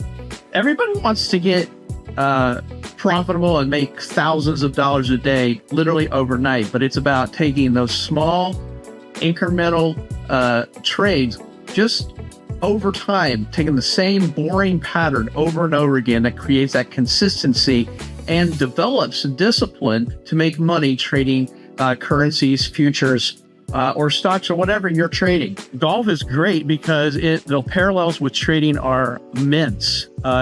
Discipline, doing the same thing over and over again, getting your setup correct, knowing when to do a layup and when to actually go for it. All of those things apply to trading. Balance is super important and is the edge when it comes to trading. We want to be consistent, but at the same time, you've got to be patient, and you need to be able to reach out and ask a coach a question and never feel guilty about doing that. And there's no bad question. Every question is a great question because it helps you enhance your intelligence and your knowledge of the market. Well, that's a bit about me. I hope to see you soon in a live trading session. And remember, we're just looking for one good trade. And once we find that one good trade, we're going to do it again and again and again. I'll see you then. Hola Prime, trade with transparency.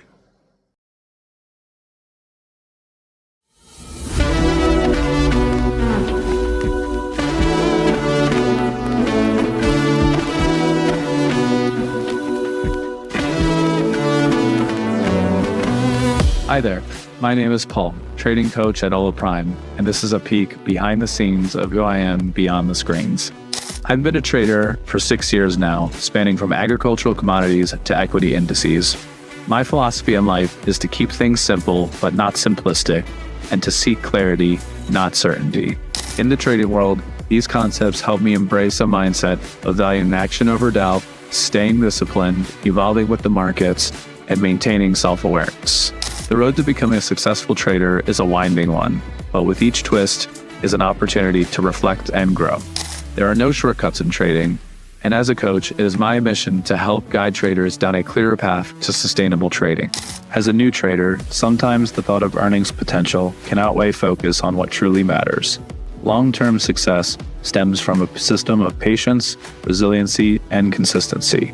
Two books I highly recommend that profoundly display these qualities are Mind Over Markets and Reminiscence of a Stock Operator. Outside of trading, I love going to the local beaches and golfing. They allow me to clear my head and have some fun too. Golf is a funny parallel to trade. It requires total concentration, adaptability to changing environments, and the majority of the battle is between your ears. You must have a plan to tackle each hole of the course, combined with sound mechanics to execute each shot. Comparably in trading, plans and strategies are important to build and refine, but precise execution matters equally. That's a brief bit about me. I look forward to seeing you in a live trading session soon and expanding our trading horizons together. Hola Prime, trade with transparency.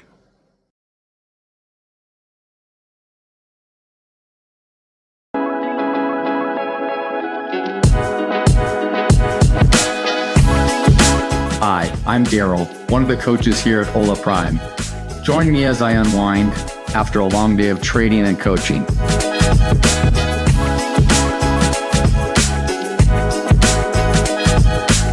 So, like I was describing, I like to get out on the trails, take a break from trading, kind of relax my mind, get some fresh air, get some sunshine.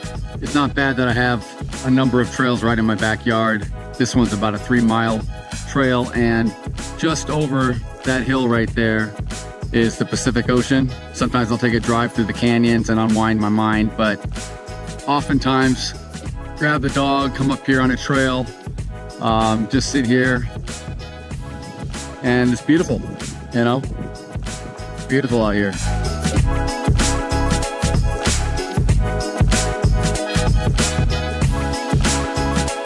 Every trader sees the market differently.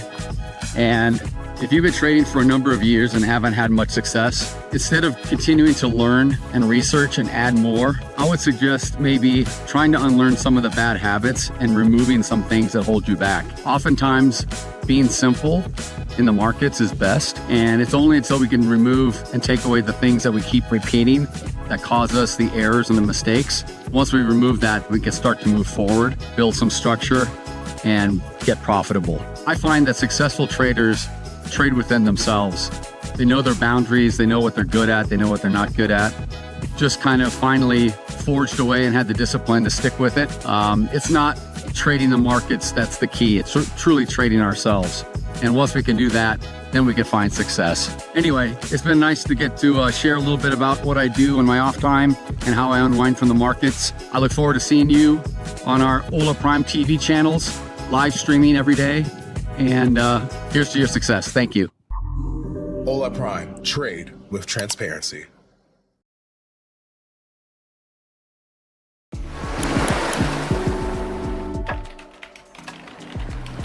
Hi, my name's Lara, psychologist, performance coach, and for the past few years, trader, a journey that's taught me as much about myself as it has about the markets. My philosophy in life generally is that once we know ourselves, truly know ourselves, the whole world opens up to us. And nowhere is that more true than in trading. Outside of trading, I love to travel, exercise, and spend time in nature. Nature has an incredible ability to reset our minds and bodies, and that's an edge in itself when you return to the markets.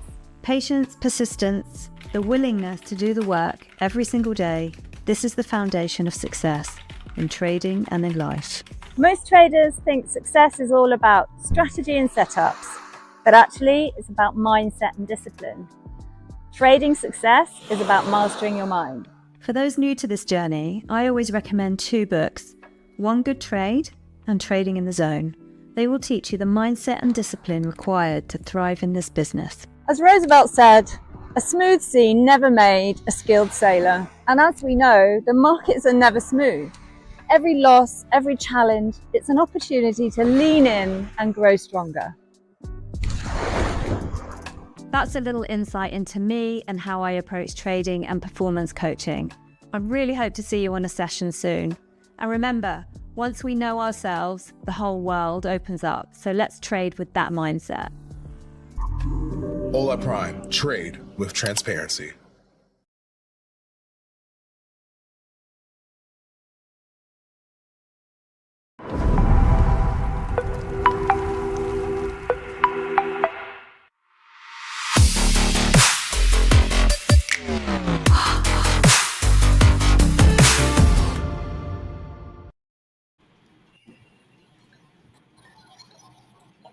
All right, we back again. Just a quick break.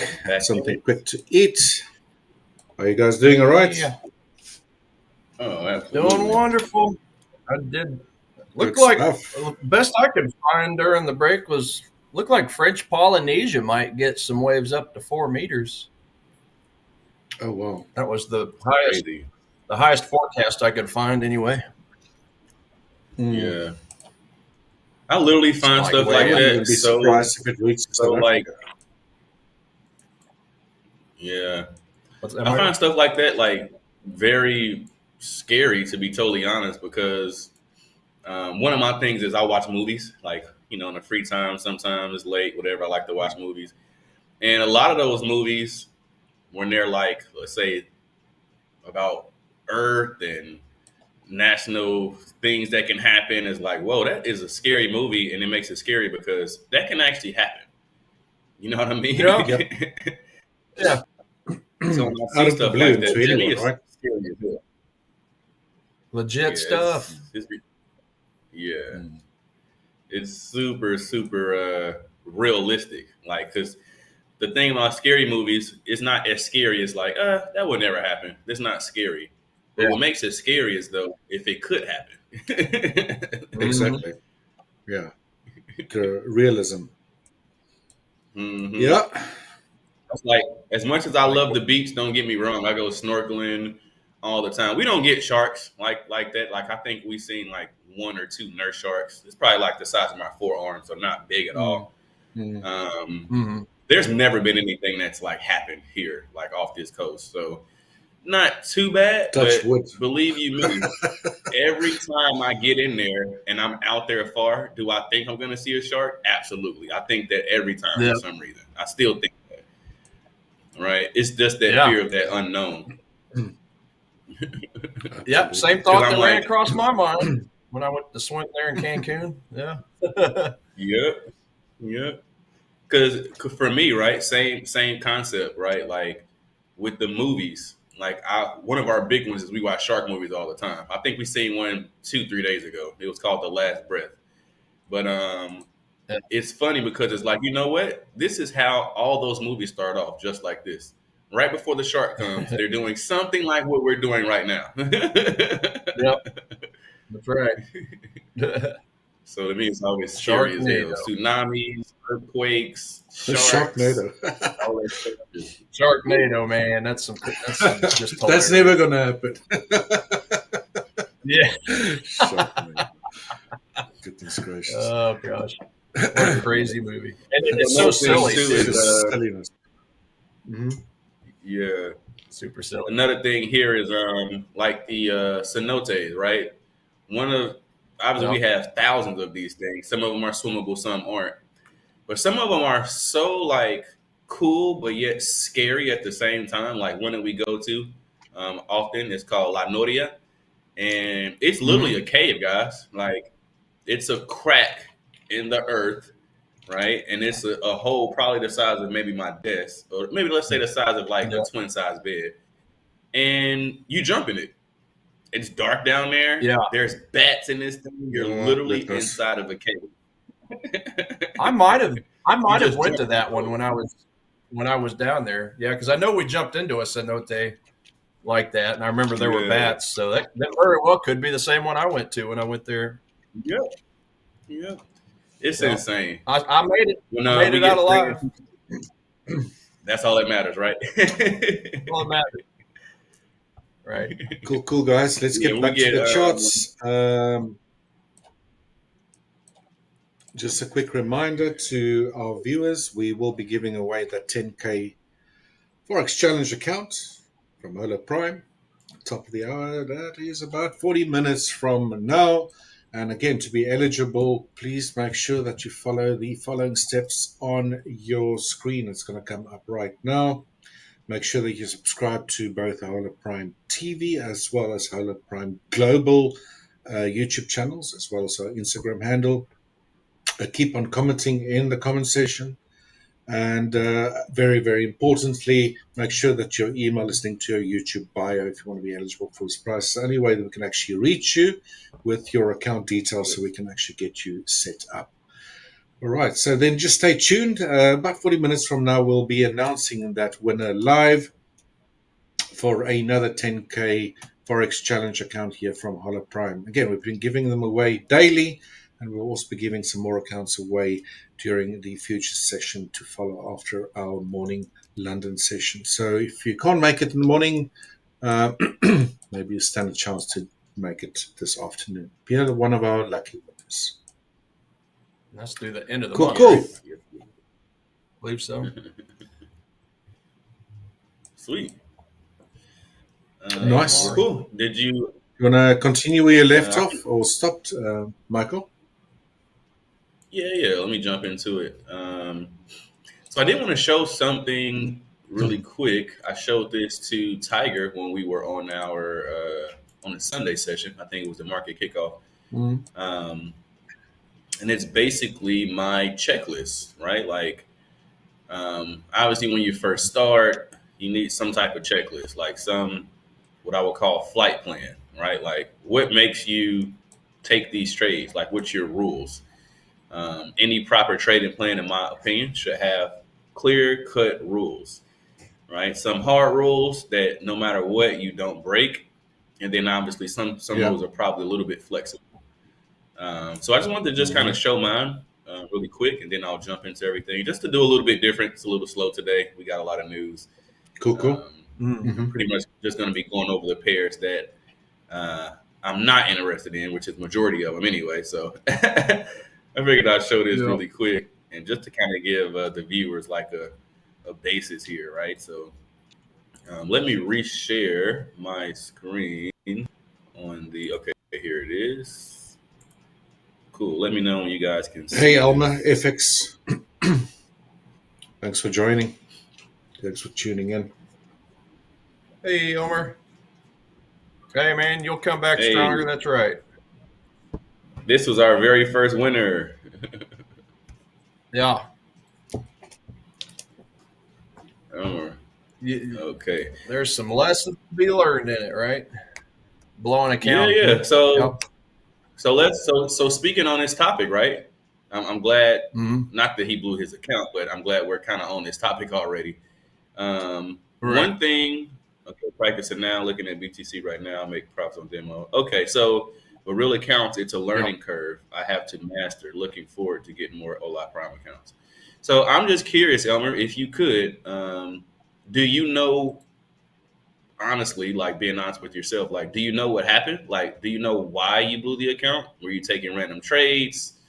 Were you over leveraged? Were you just trying stuff? Like, do you know why you blew the account? Because not to pick on you, but I'm just being honest, you blew that pretty fast. Yeah.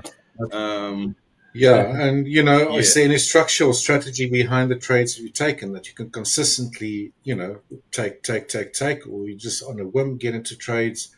Oh, this feels like it's going to go up or down, that sort of thing. Yeah. That's just a recipe for disaster, in my opinion. Seriously. Yeah. And just to be honest, once again, like I think we today, that was Monday. I think he got this account on Monday, so it's been like less than a week. That's really fast. So I think personally, I think he was last week actually, or early last week. Yeah. Okay, so 10 days. Yeah. So let's say 10 days.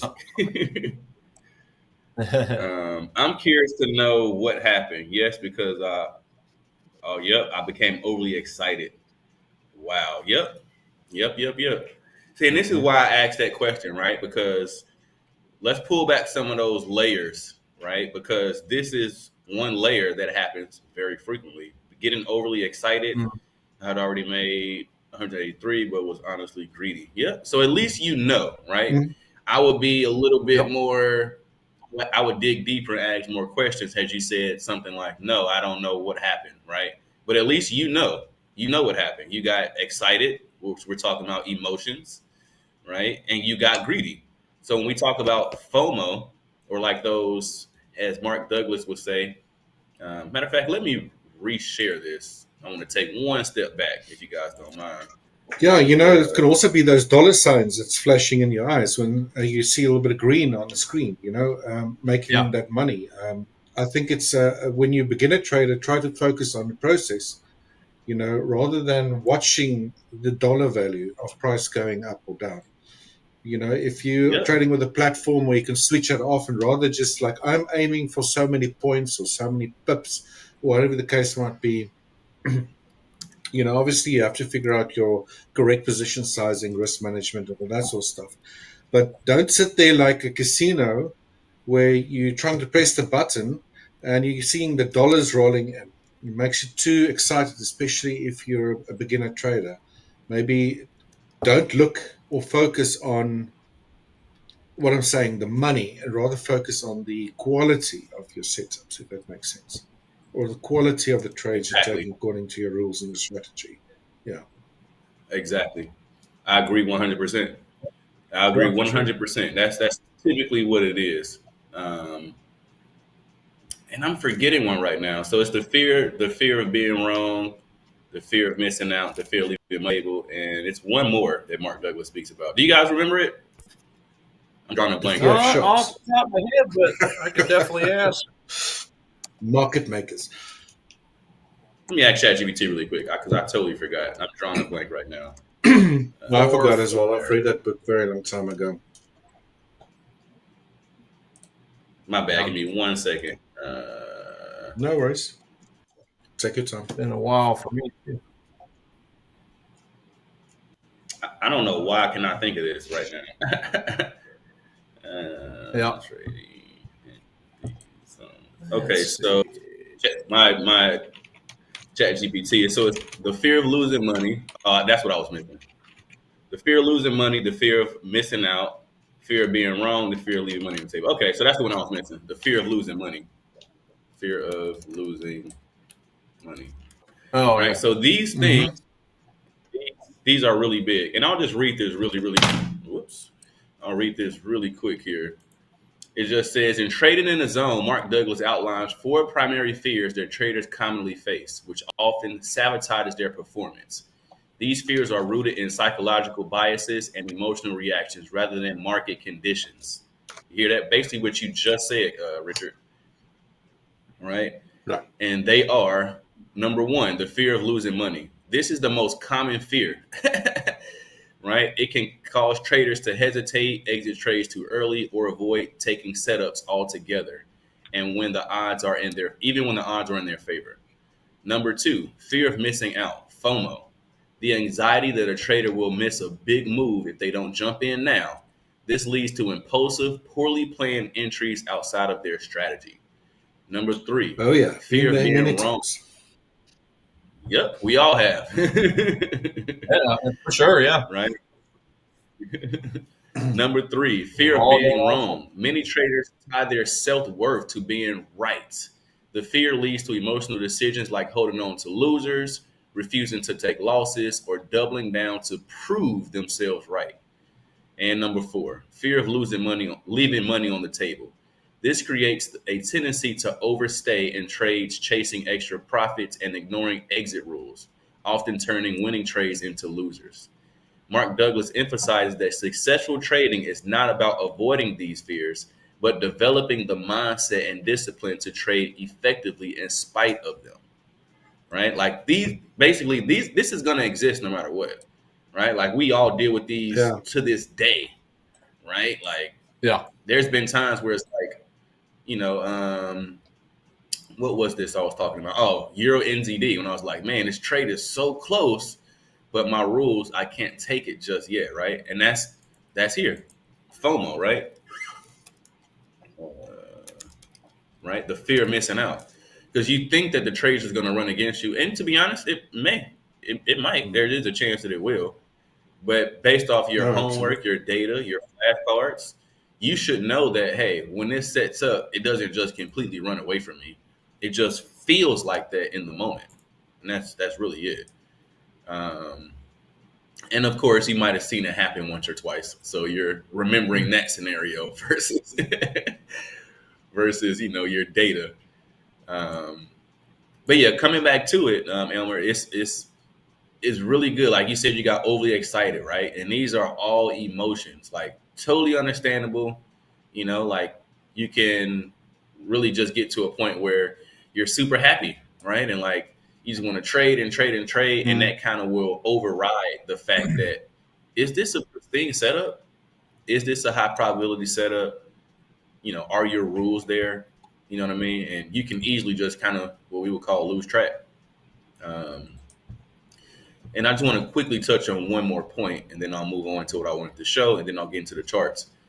But just keep in mind, too, that our brains are not wired to handle stuff like this. Like how you mentioned that learning curve. The learning curve is very steep when it comes to trading, right? Like our minds are in survival mode. So when we see a trade that's going against us, we want to close it. When we see money that could be ours, we want to just jump in, and we have to try our best to not give in to those emotions. Keyword: emotions, emotions, emotions. Right? It's super, super important. And the better you can do that and practice that in and day out, I promise you that you'll develop what I would call a skill. Like you develop a skill to be patient and sit on your hands and not jump into trades early. You develop a skill when you're in a trade, right, a winning trade, to not close it early and to let your winners run. And you also develop the skill that when you're trading is going against you, to close it. The more you practice that, the better you get. I preach this same stuff, guys, in like another facet of life, which will be learning Spanish. I get a lot of people here who are in essence, they're just a little scared. They're like, I don't want to make a mistake. I don't want to sound stupid. Yeah. I don't want them to make fun of me. And I'm like, you got to get past that part. You'll never speak, fluently until you get past that part. Honestly, one of the keys to my success has been that I'm not really worried about that. Like, I actually want to make a mistake so that I can get corrected. So the next time I can be right. It's the same thing with trading, right? Like, I want to take the trade. Bring yourself down to earth a bit. Yeah, it's fine. You're human. Everybody makes mistakes. You're not perfect. And if you're scared, you won't learn the lesson. And I'm all about learning the lesson. Like, teach me, let me know. Yep. You know what I mean? So rip the Band-Aid off. Also, just want to note, Coach Michael, to Elmer FX or anyone that's in the chat, is that we do have two very, very good in-house trading psychologists as well. That comes up a little bit later. I believe it's from 12 to 12:30 Eastern. So just after midday on the same channel, right? And it's either Coaches Lara or Stanislava. Fantastic trading psychologist. And, this is your opportunity. If you've got any issues that you want to discuss, like you just mentioned, blowing account here, and we're not really picking on you or anything like that. But, that's your chance to go and ask these questions to trading psychologists as well, and it's for free. It's for Mahala. Back in the days, I had to pay big bucks for these kinds of things when to go sit down on someone's lounge chair and cry my heart out because I couldn't, control my emotions and that sort of stuff. But now you can do it for free without the crying part in the chat box there. So if you want to ask any questions to really trained professionals as well with something you're struggling, then go and do that. Yeah, right. No, that's awesome. Awesome advice. Awesome. Okay, and then also on that same topic, and I'll move along here. In the show Billions, right? Tiger pays Wendy Rhodes, his psychiatrist, the most. She's the highest paid employee there because she keeps his mind right. You know what I mean? So super, super important. Take advantage of the free resources, like Richard said. Make sure you show up. Get some jewels. I promise on everything, guys. I'm here at this level, and I listened to one of the coaches, psychiatrist coaches, speak last night. Literally, that's what I listened to going to bed last night. Yeah. And I just Alma really FX, enjoyed it. I know Mahala is a Zulu word, so I'm South African, so I know the word. I probably shouldn't have mentioned it because a lot of other traders would not understand what I'm saying, but you did. Mahala is for free, yes. I learned that from you. I explained this to you the other day, didn't I? Yeah, you did. No. Believe so. Right. Well, Good cool. stuff. Again, not to dig too deep into it, but you definitely want to take advantage of it because a lot of the times, I'm sure you've seen it countless times, right? Trading is 20% strategy and 80% mindset. Those numbers may vary a bit here or two, but at the end of the day, it's between these years, right? Like, you're the only one clicking the mouse. You're the only one putting on the risk. You're the one doing all the work, basically, but it's you. So the emotions gotta be checked for you to really, make it. And super, super important. But just moving along here, guys. Sorry, I feel like I was rambling just now. No, that was good stuff. Thanks. Yeah, very so informative. let me share my checklist. Speaking of, so I kind of got off topic a bit, but on the same topic at the same time. So this is my checklist, like literally, and I have 5 of these. This is just one of my setups, right? As I mentioned, I have the master trade, I have the combo trade, I have the M&W off the 200, the ID 50, and I have the money trade. This specifically is for the M off the 200 checklist, right? Michael? Now, when I first started, huh? Am I right in saying that you wrote that yourself, right? Yeah, I wrote this myself. Yeah. Yeah. Just a quick note on that for anyone listening here. I think that's an extremely good exercise to do yourself. Just to have a strategy float around in your head, in my opinion, is not enough. You need to go and force it, put hand to paper. Write it all out step by step by step, because you'll get to instances where you think you got it in your mind and then you double think a process or a step. Where's my stop loss? Where's my target? Those sort of things. You know, what should I have been looking for? Like Michael said, is there news coming up? That sort of stuff. It sort of thoughts. It's a bit more difficult putting your thoughts on paper, and I believe it's an extremely good exercise where you do that by hand or go typing it out, to write everything that's in your head on paper. Just try it out. It sounds silly. It sounds simple, but I can guarantee you that it's not. Yeah, you might pick up that you've missed a few things, or that you need to be a bit more focused on some of those steps that you thought you had a handle on. But anyway, I had to just quickly interrupt them. Yeah, no, I keep on interrupting. I agree. I agree. It's just something that I experienced myself. Yeah. Me and Michael were talking about this other day. Like for me personally, I've got my trade plan. Whenever I turn my computer on every day, it pops up as its own separate window. So it forces me to see it first thing whenever I turn on my computer, just to be reminded of it. So totally agree. Type it out, write it out, somewhere where you can easily see it each day. Yep. Yeah. 100%.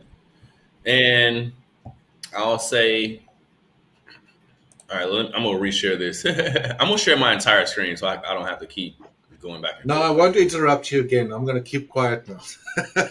No. I just like how other coaches do similar things, you know. It really makes you not feel that crazy sometimes. Might be the most important it's funny because it is. And that's what I was going to get into, right? Like when we're talking and we're saying these things, it's making me think of other stuff, right? So it's this to me is paramount, and I'll be totally honest, guys. This changed my entire trading career. Like I would probably be pulling my hair out still, whimpering, or like you said, Richard, on some psychologist's couch trying to figure out what is wrong with me. Brian.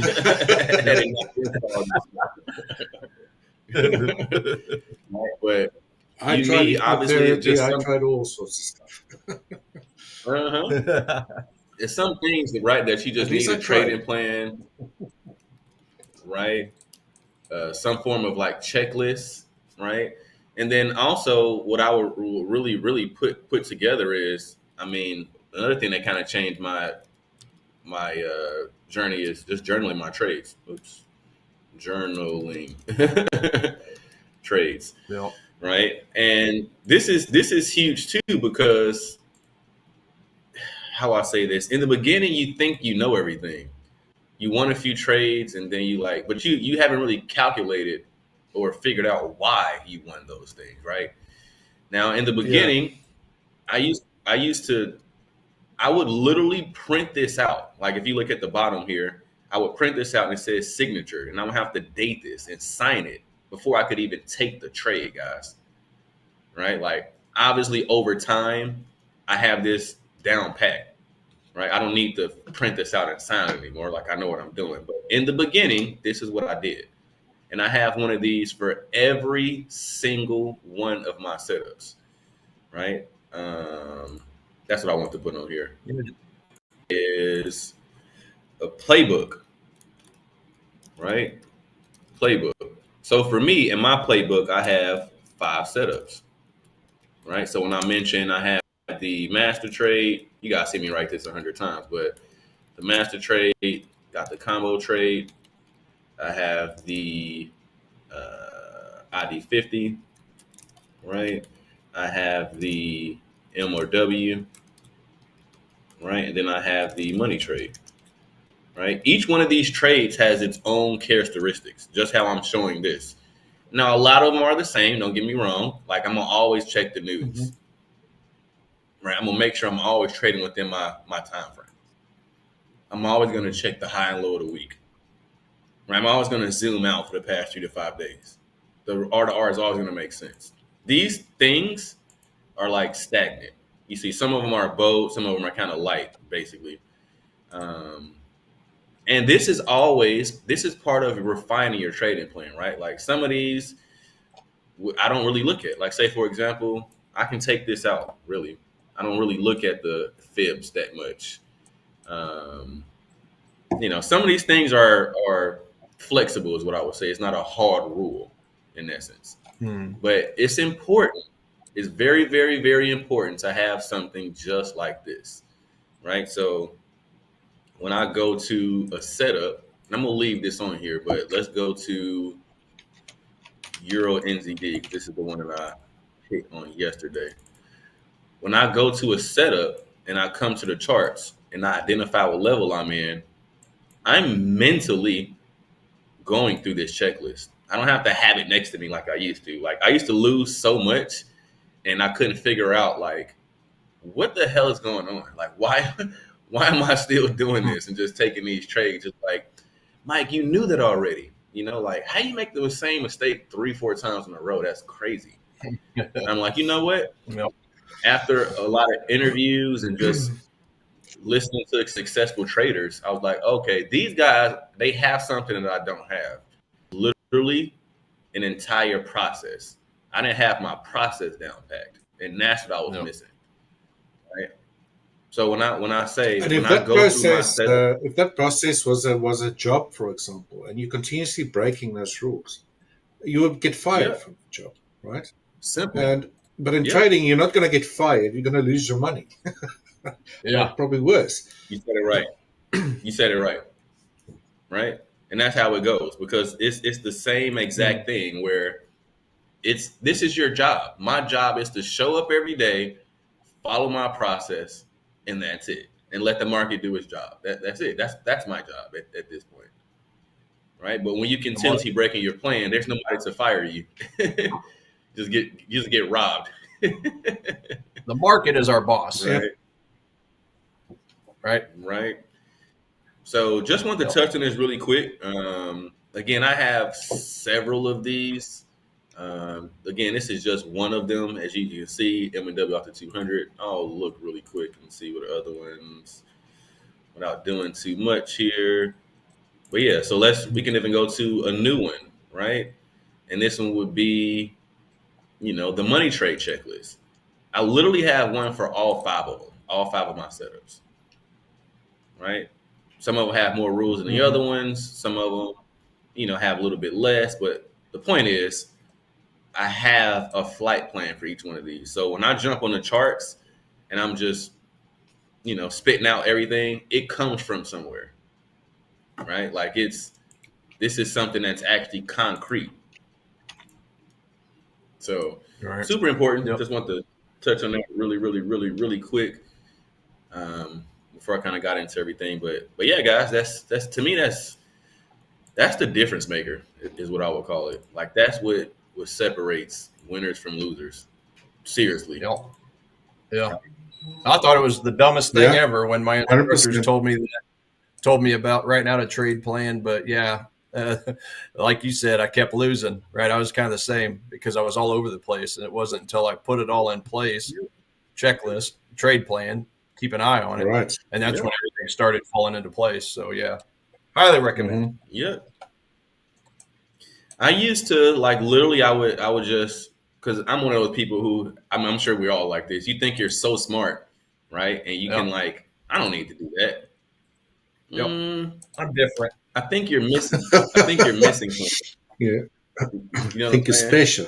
Like, yeah, you think you're special. And it's like, no, this is a rare occasion where no one's special. The only people who make it are people who follow something like this. You know what I mean? And again, guys, like, so important that it's just something I noticed that majority of the successful traders were doing the same thing. They had a trading plan, they had a checklist they were following, they were journaling their trades, and they had a playbook. And I didn't notice it for, to be honest, quite some time.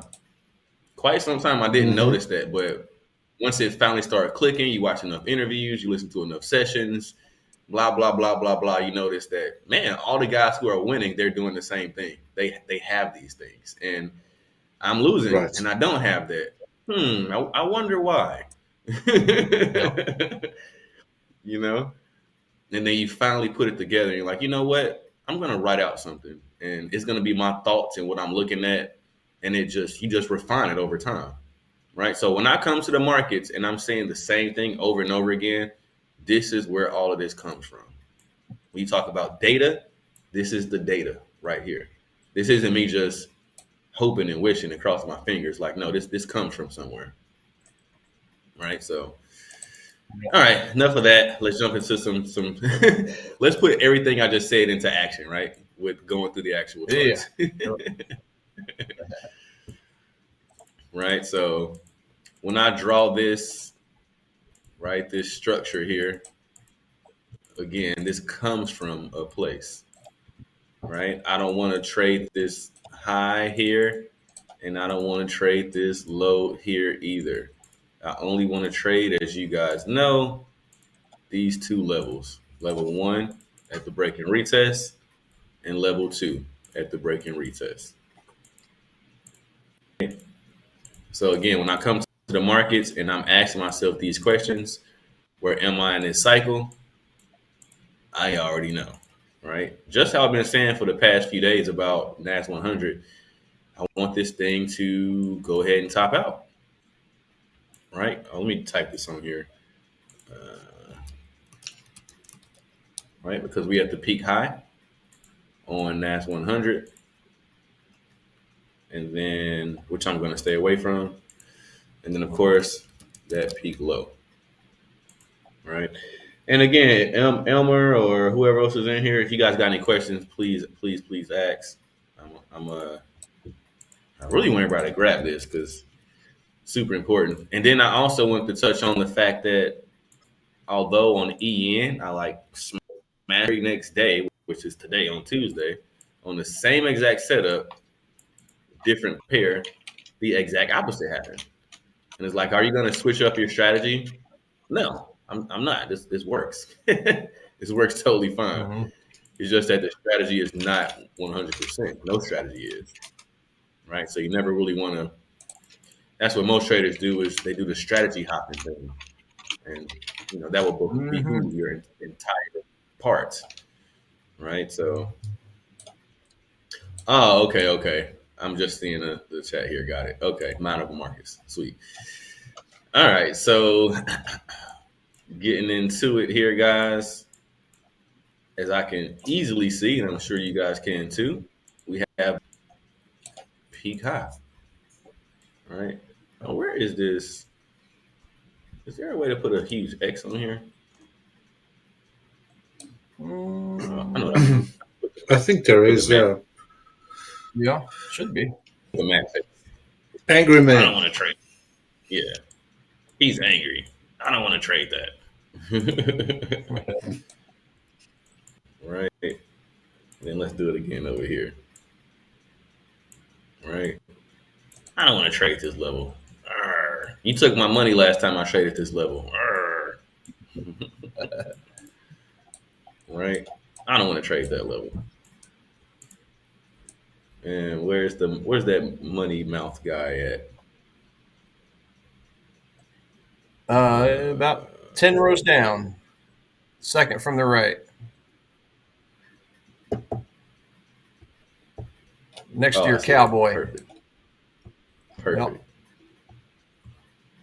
Yep. Yeah, this is what we want right here. Let's trade these two levels. That's where the money's at. Right there. Right. Yeah, some bread and butter, the meat.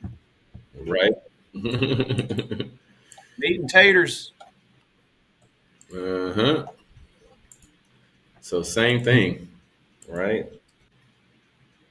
This is this peak high over here. I do not want to trade this at all, right? But one thing that we do have, as you can see, if we zoom in a bit here, is we have the 5,200 cross, right? The next move here, now this is really ugly because there's no run really. And if you look at these candles, they're really small. One of my rules on my checklist that I showed you guys is don't trade those baby candles, is what it says. These are baby candles. This is nothing nearly. Right. Expanded range only. That's not enough. Yeah, that's like no volume. Right? Noise. So we know we're in level 1 here. Right. All right. Are we gonna do the giveaway here shortly, or? Yeah, I'm just confirming quickly if we got a winner yet. I'll let you know. Oh, okay. Sweet. Okay, cool. I didn't want to go in if we're gonna do that, but cool. So we got that 1350 cross here. We're just looking for that pullback, bounce, and then drop to this level. Right. This would be the bread and butter part right here. Right now, the structure's here, but this is really ugly. I would not take this trade. I'm just purely pointing out that the structure is here. If you look at the diagram that I drew here, with perfect. The actual chart, it's the same thing. It's the same exact thing. Perfect. So I'm just trying to identify these areas on the chart. Right. So pass for me for NAS 100, which has been a pass quite frequently, to be honest. It's just really too high. It's in that peak high, which I'm not trying to deal with at all. Now they're kind of coming off just a little bit. As you can see, we got this 1350 cross here as well. But price has already touched the 200. So I'm not interested in this zone at all. I'll be much more interested here when the 5200 crosses. Right? Price kind of comes down a little bit, gives me that M structure, and I would want to continue the ride going down that way. That would be my next move. Right? We got this kind of okay looking head and shoulders pattern. Right? Not too bad, but this is that peak. Right? This is that peak high once again that I'm not interested in. Once again, this is ugly. Stay away from the peak highs. I try to tell everybody. Right. About face. The peak highs will have you heartbroken in the long term. That's true. Guys, just a quick head up. We're going to give that prize away in 4 minutes' time. We do have the back end decided on a name day, but let's wait for a few more minutes. So on top of the hour, we'll be giving away that free 10K challenge account. Winners already been selected.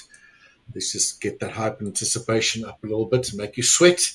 But we'll be releasing that winner's name in just this couple of minutes. Right? Cool. Good deal. Awesome. Sweet. Well, cool. So yeah, I am. Again, this is that L1 here, right? And I always remember, guys, in L1, once the 1350 crosses, if price touches the 200, I am no longer interested in it. I only want to trade the next level, which would be level 2 at this point, right? So as soon as it touches over here, it's dead. I'm not interested in that anymore. I want to catch the next move. This is probability, highest probability setup, second highest probability setup. I don't want to touch this once it touches that. Right. The next move would be for the most part. Typically, it's towards this 800 EMA, which I would be targeting next. So any move that looks something like this, right? Now, of course, it's not going to look exactly like this, but it will look close. Kind of how the diagram that I keep drawing over and over again. Right. I want to catch this move. Right. So, and simultaneously, this is what the chart will look like. On the TDI, it will look something like this. Right. The baseline will go back above the static and give it that reload. Remember, in level 2, which is the M or W or head and shoulders or half a bat pattern off the 200, you always need the reload. Because when the market baseline goes above the static, which is right here, This is where they start activating those long orders. Traders are pending orders on the opposite side of the 200. So they create that pattern, tricking everybody, activating orders, stopping traders out, the entire process before they make the real move, right? This is that manipulation phase before they distribute The reload short. The reload is your rubber band. Yep. You got to pull it back to snap it, right? Exactly. That's exactly right. The reload is the rubber band. You pull it back before you snap it. And it's also on the chart, it looks like this, making that M structure. And on the TDI is where they activate those orders and manipulate as well. Because 1 billion% there's long orders above this, right? Those are those breakout traders who just have pending orders for some reason. I don't know. But yeah, this is an entire process that they're manipulating. So yeah, Coach Michael, be aware of that. It's time to give away. Because your time has come. 10K. You know which time it is. Let's go. It's a giveaway time. Yeah, who's it going to be today? Another new winner of a 10K Forex Challenge account. Drum roll. Today goes to Martin Ayadol. Congrats. Today's winner of a 10K account, challenge account. As Alma FX has stated there, it'll be a very transparent company, no hidden rules, and even he will go ahead and buy another challenge. So congratulations, Martin, you're today's winner. Hopefully enjoy your prize. Keep an eye out on your inbox, your email, and we'll reach out to you with that account details. If there's any questions you might have, issues setting everything up, you can reach out to our support team on either our website. We have multiple ways you can do that on there, or just join our Discord channel, even if you have not done that already, And we'll be more than happy to sort you out and get you rocking with that account. So again, congrats from our side. I think tomorrow will probably be our last day as far as I know. So you just sneaked in there. Yep. So we've been giving away prizes since we launched Hola Prime TV. So you're one of our lucky winners. Again, congrats from our side. Yes. Good stuff. Congrats. Good, cool. Nice. I see we also have the results from that poll that we had earlier on, which asked which markets are you mostly trading. And Forex came in first with 64%. And that's obviously the viewers that's watching our channel now. Crypto with 14%, same amount in commodities, 14%. And the indices only 7%. I'm sure those numbers will flip around when the New York markets wake up. And again, that will be after our session when our futures coaches come on board. But it'll be interesting what those polls reveal. But that's mostly when they trade the future side of things and mostly focus on the indices. But that's why we're here in the morning. Cover the Forex markets as well as CFDs. I'll be right back. So hopefully you guys are enjoying these sessions that we're giving. A little bit of a quiet one. Just keep in mind that we have a lot of news events coming out right as we actually close the Forex Fire session today. Lots of red folders, so a little bit of a quiet one, but we don't want to take any chances. Always have proper risk management in the back of our heads or minds, right? That's right. Yeah, literally when we close You're it welcome, out, Martin. that's when it comes out. And to anyone that has not won before, that's how easy it is. Just show up, throw in some comments, make sure you follow those steps, and who knows, maybe you can be the next lucky winner. If you haven't won anything today, if you're there, maybe you've just been watching and not been chatting, then we'll be giving away some more prizes during the futures sessions. It's going to follow a little bit later on. So do stay tuned for that. That's what I would like to say. Cool. Again, Martin, well done. Good stuff. Well done.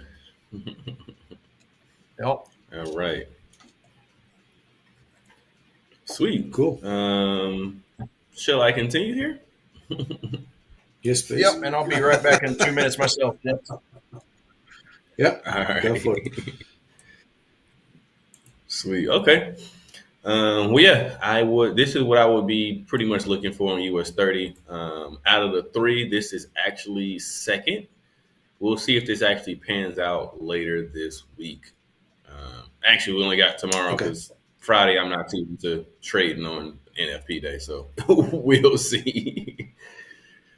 But cool. But the closest one of the three, as I pointed out today, is S&P.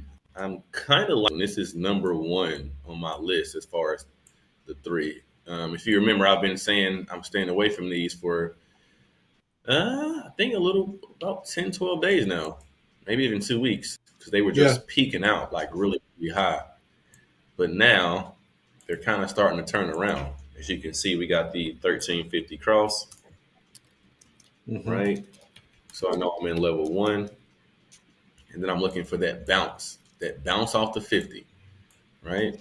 Same exact thing that I keep drawing. I'm going to keep drawing this until everyone gets it. Right? I'm going to draw this until everyone can see it when they close their eyes. I want them to be able to see this clear as day. When they start dreaming about it. Exactly, right? Or when they start telling me, I caught that trade today, you weren't even there. Like I saw it. That's what I want. Whoa, what was that about? I don't know how that happens sometimes. This thing. All right, 1350 cross. So yeah, we're in level one, as I was just mentioning. All right, so with that, with this actually set up, it's the same thing, guys. The same thing. Now, if this will come up and hit the 50 and continue, that's the part that we don't know. But if you remember earlier, I said we want to see this RSI line or signal line go above the market baseline to take it on the TDI. And secondly, price has not touched the 50 EMA yet. It's close, but it didn't do it. Right? So this is a key indicator that it's not ready yet. No cigar. We want to see this actually and then drop. Right? So super close to setting up. But once again, guys, this is the setup. That break and retest is everything. This is the break. This is that retest. Super, super, super high probability trade. Right? Targets the 200, if anything. Once it gets to the 200, you should definitely be at break even, so you won't lose any money on this trade. Right? And secondly, your real target would always be, for me at least, is one of the two, the 200 or the 80 low, whichever one's lower. Now, if you can't hold on to your trade, you might want to target this 800. I'm sorry, the 200. All right, just gets you a nice little 2 for 1, 2.5 for 1. Because what tends to happen is once price gets down here, it might just bumble around and then drop. So if you can't handle that, that pressure, just go ahead and get out at the 200. Right? 2 for 1 is good enough. Just take your money and run. Right? So, yeah, definitely super close on that one. I'm gonna leave all of this up here. Actually, I think I'm gonna leave it all up here. Yeah, I'm gonna leave all of this up here. All right, so moving on, gold. We still have gold from yesterday. Right? Still looking at this peak high once again. We got the 50 cross, so we're in level one. As always, once price touches the 200 out of level one, this trade is no longer in play for level one. So the next thing to do is to look for level two trades, which will look like this. That M off the 200. Let's scoot this over a little bit. All right. And do something like this. Now, target change slightly. So you need to scoot this up a little bit because I'm targeting the 80 low. So went down just a bit from the 2-for-1 to pretty much a 1 for 1.7.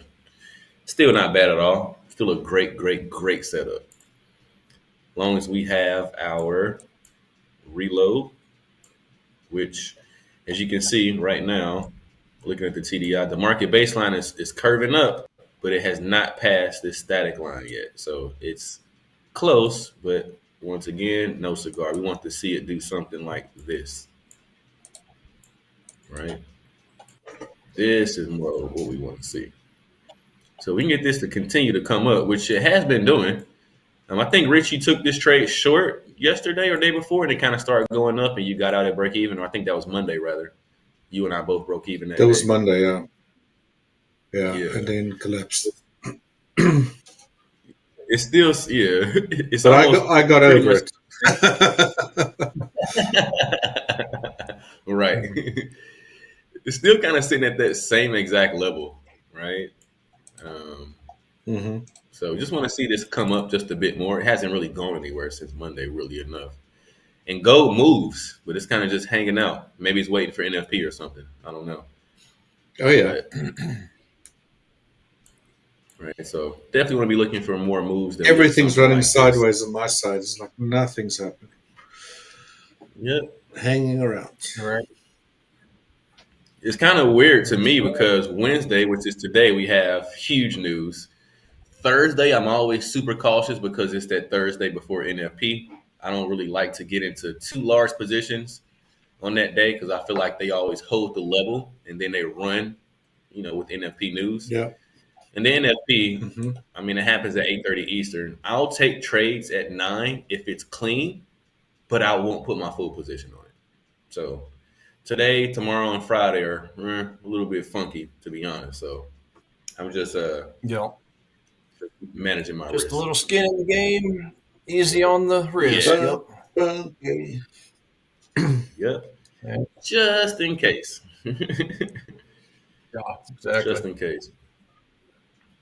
Right. So moving along to silver. Silver is kind of the same thing, right? We have this. I don't know why I didn't draw this out yesterday, but we have this shoulder, head, shoulder pattern right here, right? And then we have a drop. Let's do it like this, right? We have the 5,200 cross there, and then we have this 1350 cross here, so we know we're at level 1, right? And again, as always, this is the peak, so we want to stay away from this level. Don't want to touch that at all. All right. It's funny how I can draw exactly my diagram on the charts every single day without fail. Like it's clear evidence, and I'm not making this up. Right. We believe you. Right. Don't you worry. Right. So once again, we have this peak high level 1. Again, it touched the 200, so I don't want to trade the level 1 move. I'm only interested in the level 2 move at this point. Right. So it hasn't happened yet, but we can scoot this over just a bit. Oh, I'm gonna leave that alone. Can I scoot this back down? No, I can't. All right, I'm gonna just leave that part alone. If anything, we're looking more of something like this. But let me redraw this just to get a little bit cleaner. Right? We want it to do something like, again, like this. And then drop towards this area here. Let's put that back on over. We can type up a little bit. Stops don't need to be that high, just above the last swing. Then let's scoot this TP profit up, target up to the 800. So still nice. Risking $1 to make $2.78. I would take this trade any day. Right? That's on the charts. Same thing. Let's move the TDI over. As you can see, market baseline is still below the static, so the reload has not happened yet. You want this to come over and look something like this. Yeah. Right? Now this is looking good. If we can get this move to set up, this is the trade. I will be all over this. all over it. So super nice looking on gold.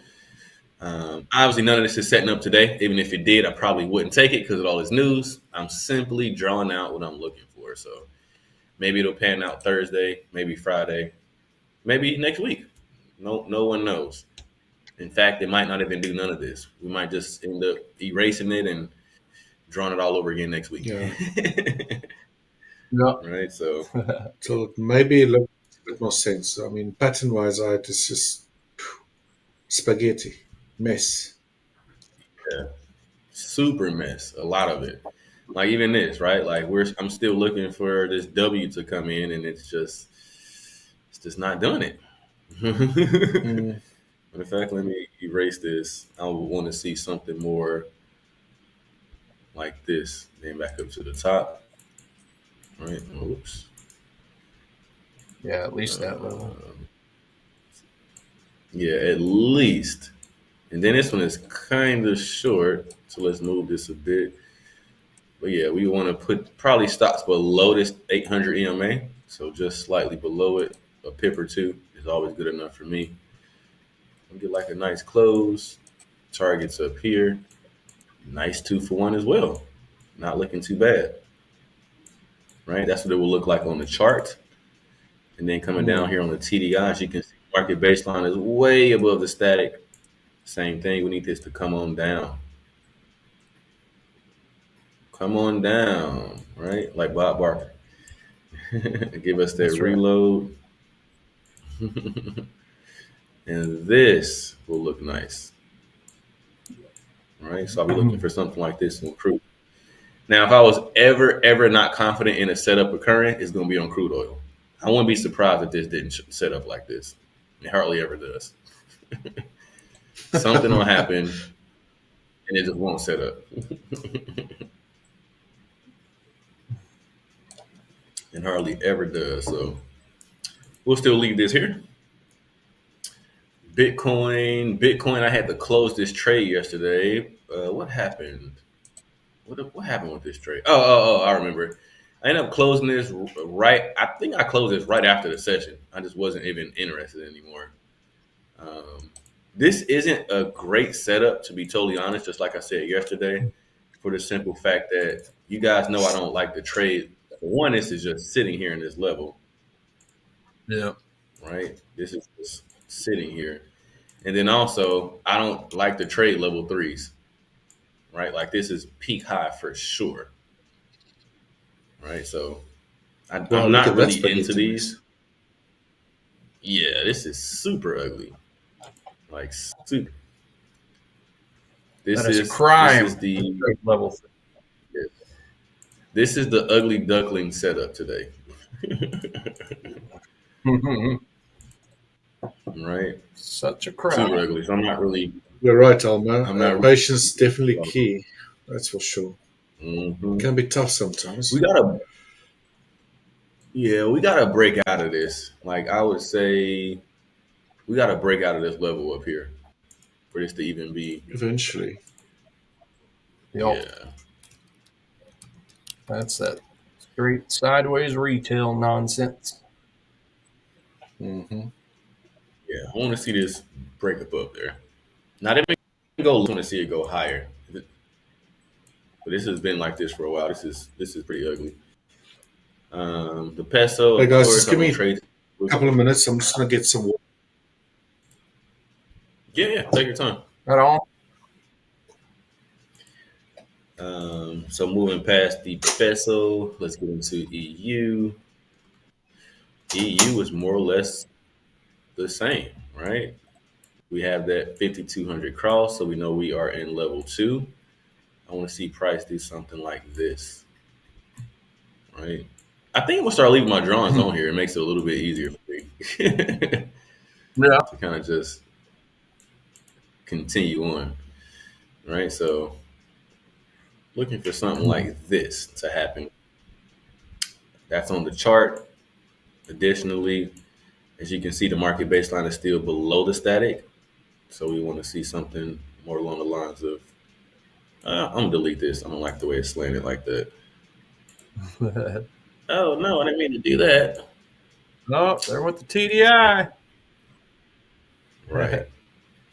Let me get this back right. All right, cool.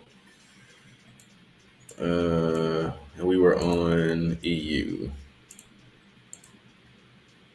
All right, cool. So let me just redraw this. And this is already slanting up, as you can see, pretty easily. I want this to finish slanting. Come above here, give me that reload. And then this would be nice. Pull back the rubber band. Exactly. Trap those traders long. Let me copy that. All right, cool. All right.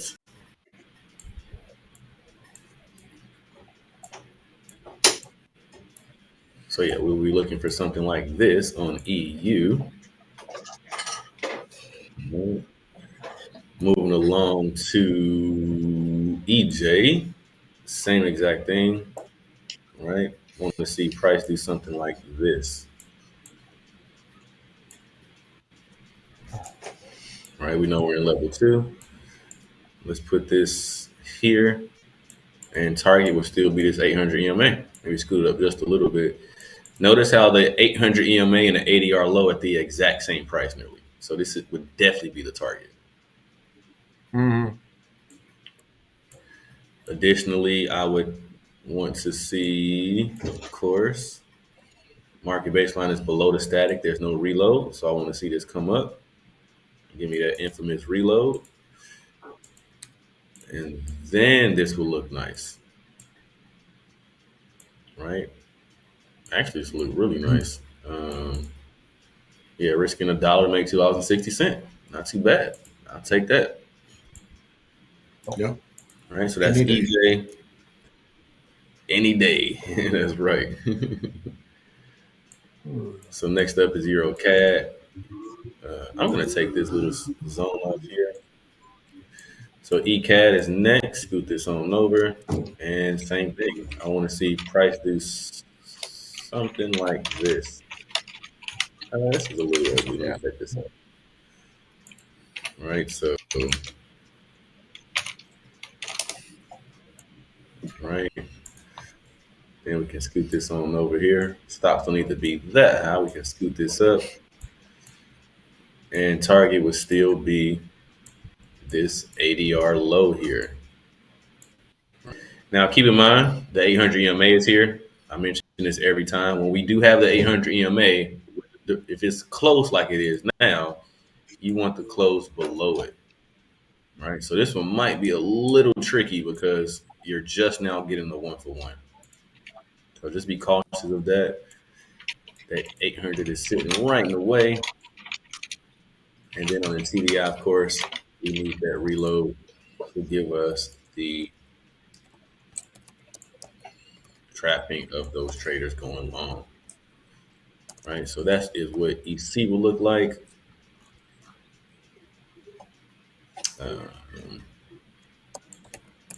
All right, moving along, we have EN. EN was monster. This was my trade of the week so far. Right, this move is already done, so we're not taking it again. But we got the beautiful. We had this 5200 cross, so we know we are in level 2. Right, and then we're looking for that W structure off the 200, which we had. Absolutely smashed this trade. Absolutely smashed it. Right, so that was that move. We had the reload already, as you can see on the TDI. The reload was here.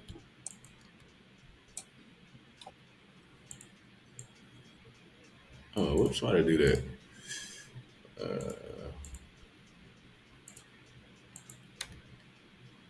All right, the reload was here. It went above and below. And that's why I always say, if you can get the reload, the trapping of those traders, going the opposite way, this is always a good move.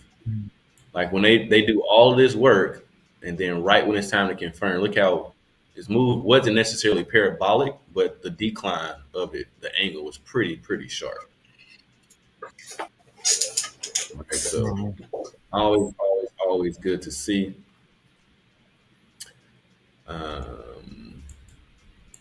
Next up, we have EG. EG, as you can see, is kind of doing the same thing. We want to see this move. I'll erase this. It looks a little funny. But we just want to see this move up, give us that M structure as well. Drop back down to this 800 / 80R low. Stop to go above the swing.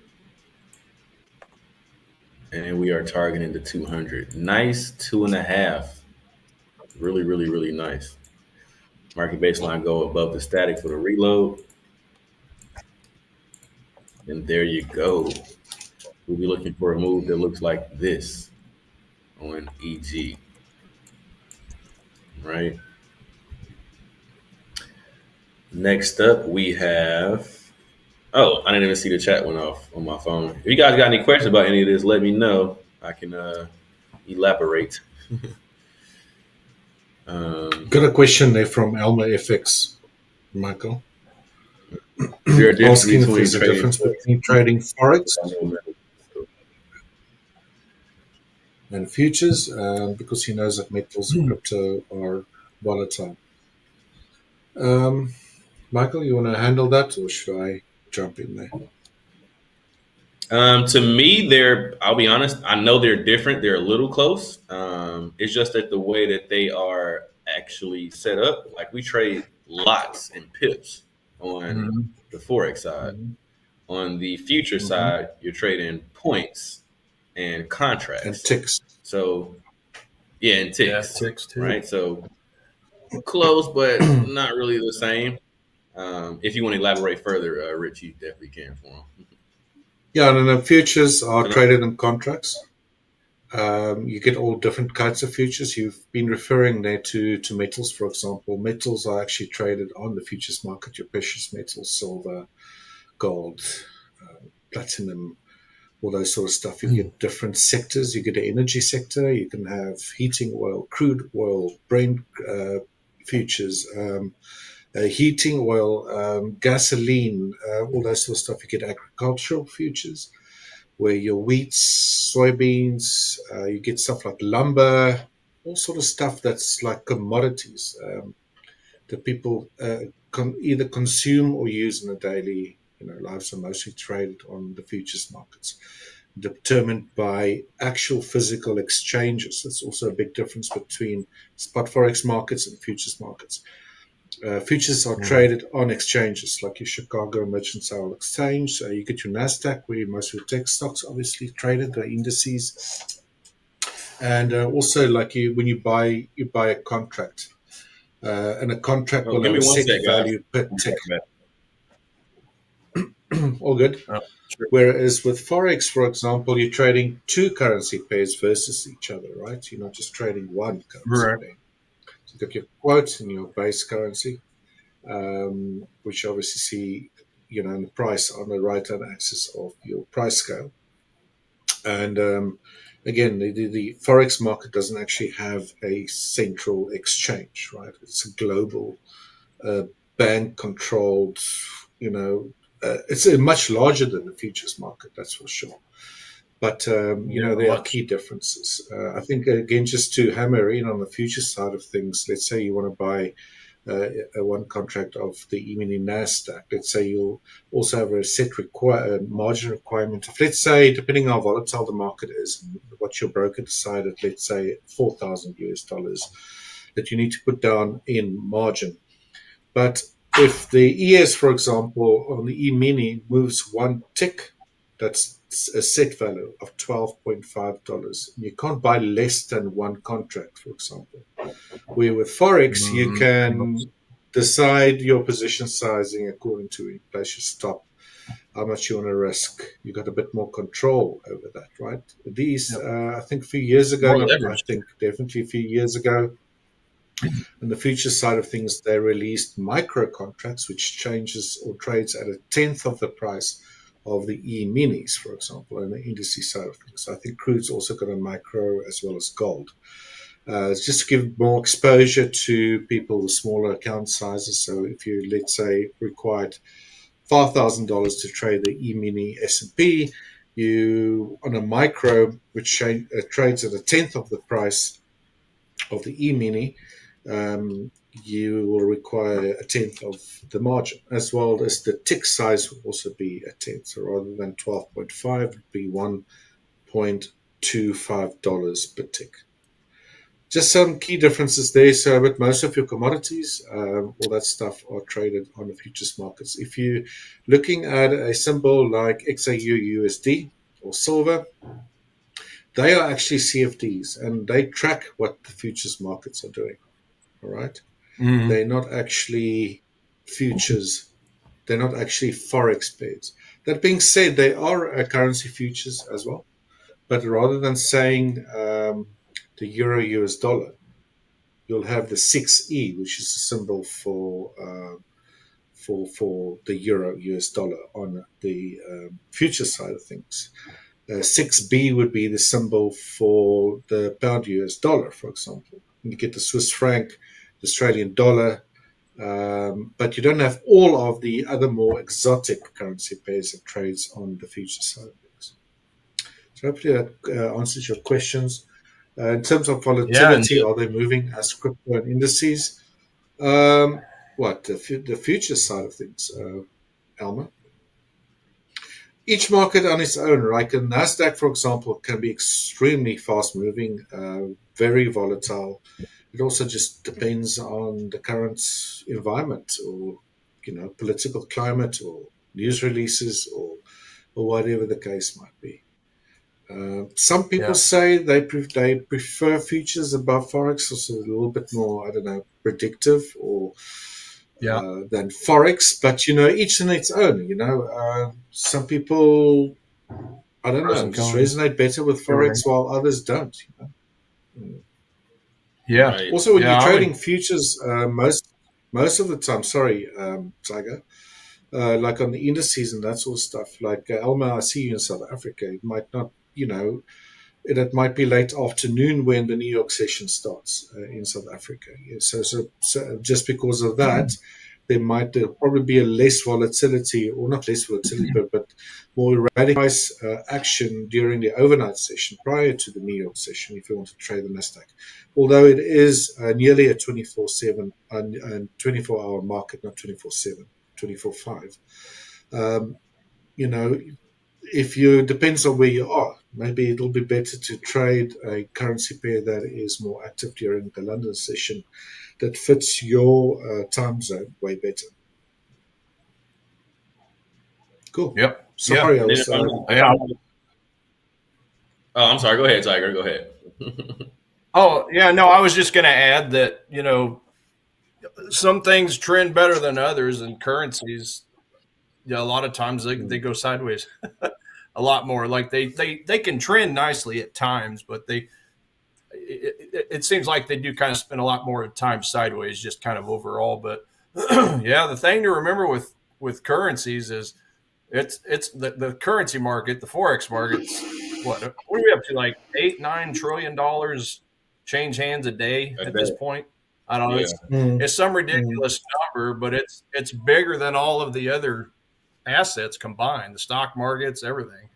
But that's just that's how the world works, is by currency trading. I mean, business money exchange in hands overseas and all that. Currency trading used to only be between the interbanks. Used to only be a bank to bank, type of a market. But what they released it to the retail public back in the 90s, I think it was, or maybe it was early 90s, something like that. So currency trading has really only been available to us for about 35, 40 years, something like that. But it's really good leverage in the currency market, which is good, but it can also be bad, right? you can lose your money, just as quick. So it just kind of gives you that extra leverage benefit for once you're doing pretty good, to where you can actually scale up, if you will. But yeah, everything's got its pros and everything's got its cons. It really just depends on what kind of what speaks to you. Mm-hmm. And what suits your person, as far as I'd say, for sure. Yep. Personality. James is with us. 1997. He says he was there. 97. Hopefully, okay. I knew it was the 90s. I thought it was the 90s. He started it. That's 2 James years started after I the left currency. school. So, crazy. Yeah, huge market. Yeah. And before we get off the topic, I just wanted to say really quick, because to be honest, I'm not sure myself. I think one of the other differences would be that the futures is actually exchange hand for hand, and Forex is more of the cost for difference or something like that. I think maybe you two would know more than I do, to be honest. Yeah, some futures contracts like your agricultural can be settled, in physical commodity. But a lot of movement's been happened to going towards electronically settled. So you don't like when the futures expire. There's expiry dates, different months in futures as well. That you actually end up with a ton of wheat on your front lawn or something like that. That's exactly what I was going to say. 100 barrels of crude oil. Yeah, so pounds of oranges. What are you going to do with the door? Yeah, I remember they told us that in our curriculum, in our trading classes I took. Something about the physical delivery. If you mess something up, it gets sent to your door. 100 pounds of oranges or whatever, cotton bills. Mm-hmm. I guess it's kind of like when you're trading options a bit. Like if you don't settle your contract, or if it expires in the money, I forget what it is, but like that's yours. Like you actually have to buy the stock after that or something. I'm like, wait, what? Like, no, I don't want the stock. Yeah, that's trade. Yeah. If you let some options, let a contract expire, for example, and you don't actually close it, whether or not it's in money or if it expires worthless, it's fine. But let's say you it depends on, obviously, options is very complex, but you can get the opposite position in the market at a way worse price or better price, depending on which options, puts or calls you were taking when that contract actually expires. But I've got different opinions about options. They reckon options are very, very volatile. Dangerous to trade. But if you actually understand options, I think it's probably one of the, I would say, inverted commas, safe mechanisms or vehicles to trade the market if you keep an eye on it, definitely, and know what you're doing. Yeah, it involves a little more math. My very first options contracts that I bought was in, I want to say 2015, and I was trading Bank of America, and I made $1,098, and I was like, oh, this is where I want to be at right here. And the week after that, I lost all of it, and I'm like, oh, dang it, maybe this ain't where I want to be.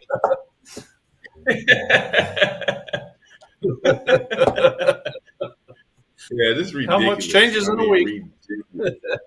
James was saying that FXCM were they around since 1997 already? Goodness gracious. And MG Forex. I don't know who they are, but FXCM, I definitely. I used to love FXCM before they got I used to out love of the US. FXCM too, Yeah. They're still around. They got banged up for doing some shady stuff overseas, something like that, and yeah, something happened. But that's the very first Forex company that I was trading with was FXCM, the very first one. I was so mad when we lost access way back in the day. Yeah. So do I. I love the intuitiveness of the platform too. That was pretty good. Agreed. Even the app, they had a nice app too, I think. Sweet. I never got to that app, but the good old FXCM. I was freshman out of high school. Damn, you've been doing this exchange. Man, he said I was born in '97. Yeah, that's right. That's into trouble. Oh, we'll trade you ages. We'll trade you as long as we keep the experience. Right. I agree. 97, I was in agree. I love it. Yeah. Yeah. Yeah. I was born in 87, so I was 10 years old then. Oh, okay. All right. 82 over here. I was in the Navy in 1997. 2 years in already. Yeah. Nice. Oh, man.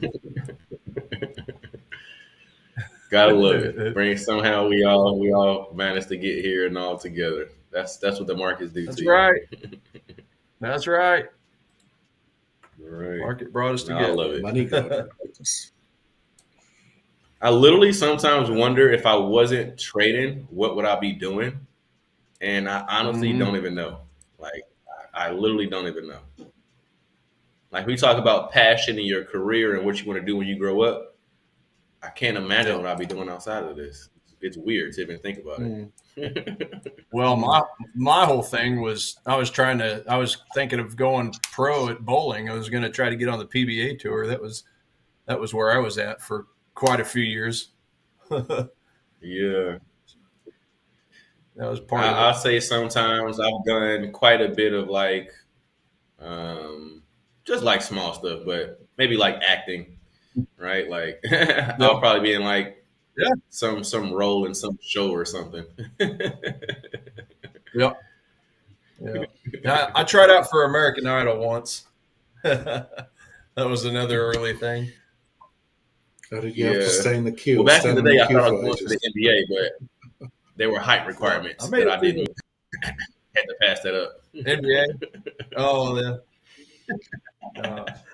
Yeah, Alma, FXCM is still available. I believe they are available to South African traders, right? So I don't know if they got into trouble ages ago, whatever the case might be, but they're still one of the bigger sort of FX brokers around. Yeah, they're still real big in the world, yeah. Just not in the U.S., so Wow. Yeah, that's when it all first started, I think. All of that U.S. and restrictions on currency trading in some markets, that's what it seemed like it all first started. Because it was wide open at first. Yeah. Yeah, then they took our FXCM accounts and they transferred all of our funds to Forex.com. And I just disliked it. Okay, so FXCM was banned from operating in the U.S. and forced to sell its U.S. client base to gain capital because of bankruptcy. Oh, duh! Weren't they part of the Swiss franc unpegging from the Brexit dollar? Isn't that why they went under? No, this was before. This was when the Swiss franc, depegged from the dollar. Remember, it had that like mini crash. This was 2014, I think, 2015. Oh, that's great. That was so long ago. That's so insane. When that happened, FXCM, like they went insolvent. That's right. I was in class when they depegged. The Swiss did. I was in class. We were in Forex class when that happened, so we got to watch that. Wow.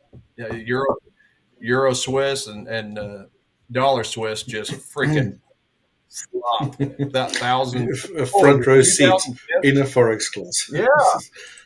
It was a bloodbath, but that was literally that was 2015. Yep, I definitely remember now. But yeah, FXCM was essentially a casualty of it, part of a casualty, but they ended up getting bought out, and they're doing fine elsewhere. Europe, Asia, Australia, those areas. Insane. Well, guys, we got about half an hour. To all our viewers, we got about half an hour left during this session.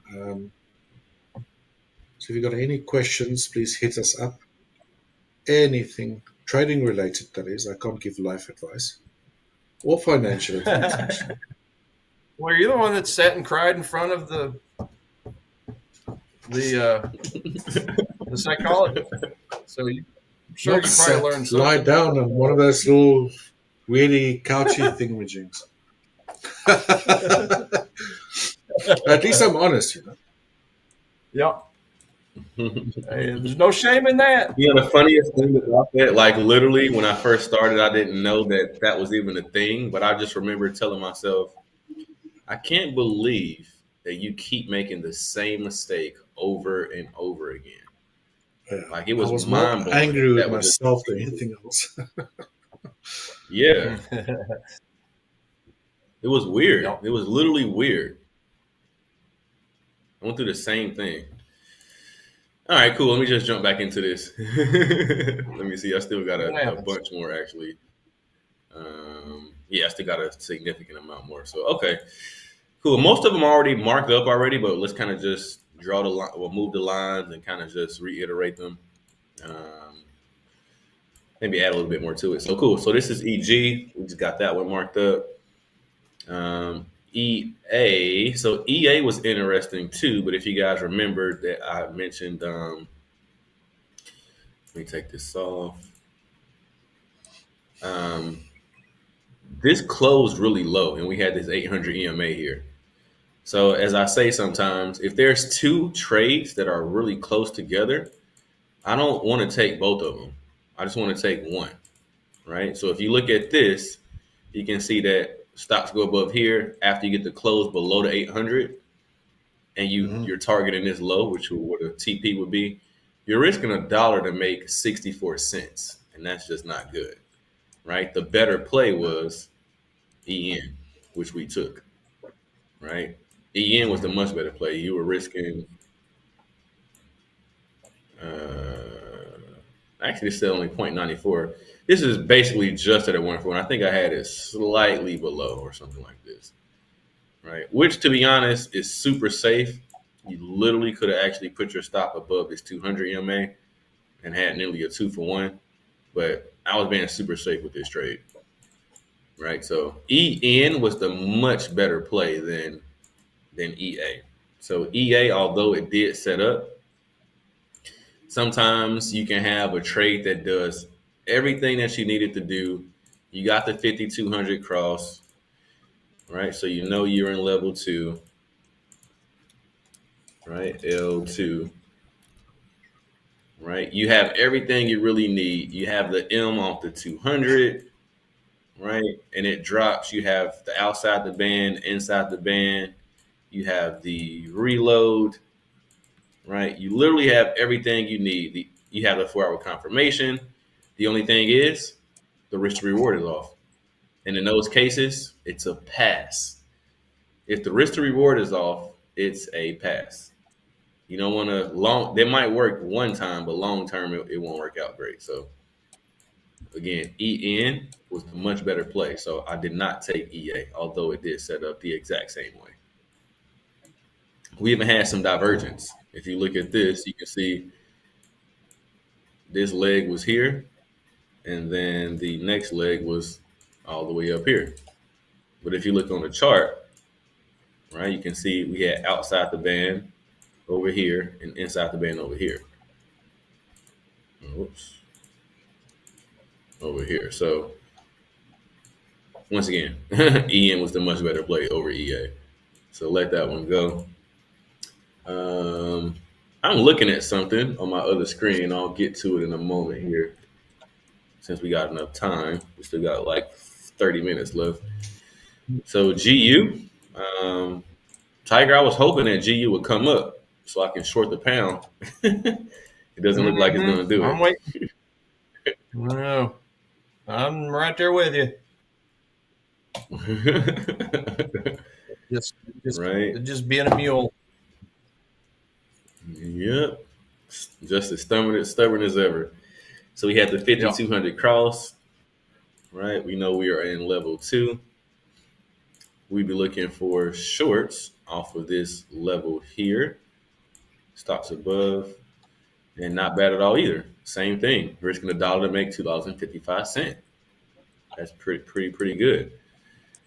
And simultaneously, as you can see, the market baseline is screaming up, is what I call it. It wants to go above this so bad. If you look at the angle here, I just want to see it come up over that static give me that reload, and that would be really nice for a setup, right? So I'll be looking for something like that on GU, right? GJ is ugly. I'm not going to draw this one up. I mentioned this several times that this is really ugly. When you have price touching the 200 so many times like this, we got it 1M, we got another one, then we got another one, and it finally dropped. This is way too much to be trying to worry about when you're going to be right. this is retail not yuck. good. Yeah, you got chopped up with this one. It's fair value. I don't like that. Yeah, it's just fair value. Yeah. Just a bunch of agreements. This was here. Now, although the pattern was still there, guys, that's the funny part about it. We did have some funny structure, right? It just kind of did it like this. It still retested this exact zone. It was just ugly, really ugly, in my opinion. Yeah, it looks good initially until it just keeps going sideways, right? Exactly, because you would have almost taken the trade right here. Right. Yeah, there's just, and this is why, to me, that's why I say not a lot of edge you can't in a keep taking retail area like that. Yeah. Right. This once, maybe twice. Maybe you took it there, maybe you took it here. But once that didn't go either, you gotta let it go. You can't keep trying this for another trade at this point. Right. So GJ was not pretty at all. GA, as I mentioned, is really, really low. We got to scroll all the way back up here just to even see what's going on. So GA is ugly. It's way, way too low. At this point, you can kind of see the W structure low at this point. I would want to see it break this area, come back and retest this zone here. Give me that W and then go long. Right, so GA is nothing. GC. How was? GC Did you have a look at silver, Michael? How was that silver one that you looked at setting up the other day? Yep. So silver was not really doing it either. Close, right? But not really. They're kind of throwing the move off the 50 EMA here. And I don't like that. I want them to throw the move off the 200 EMA, right? Additionally, we don't have a reload. If you look here, you can see that the market baseline has not gone above the static. I would need it to do something like this, right? I'm not interested in it until it does that. So for me, silver is close, but no cigar. This is not it. Yeah, I mean, that's what's what'll end up happening is. Yep, exactly. You can see it right here. Right, this thing is literally in this same exact zone it's been in for. Yeah.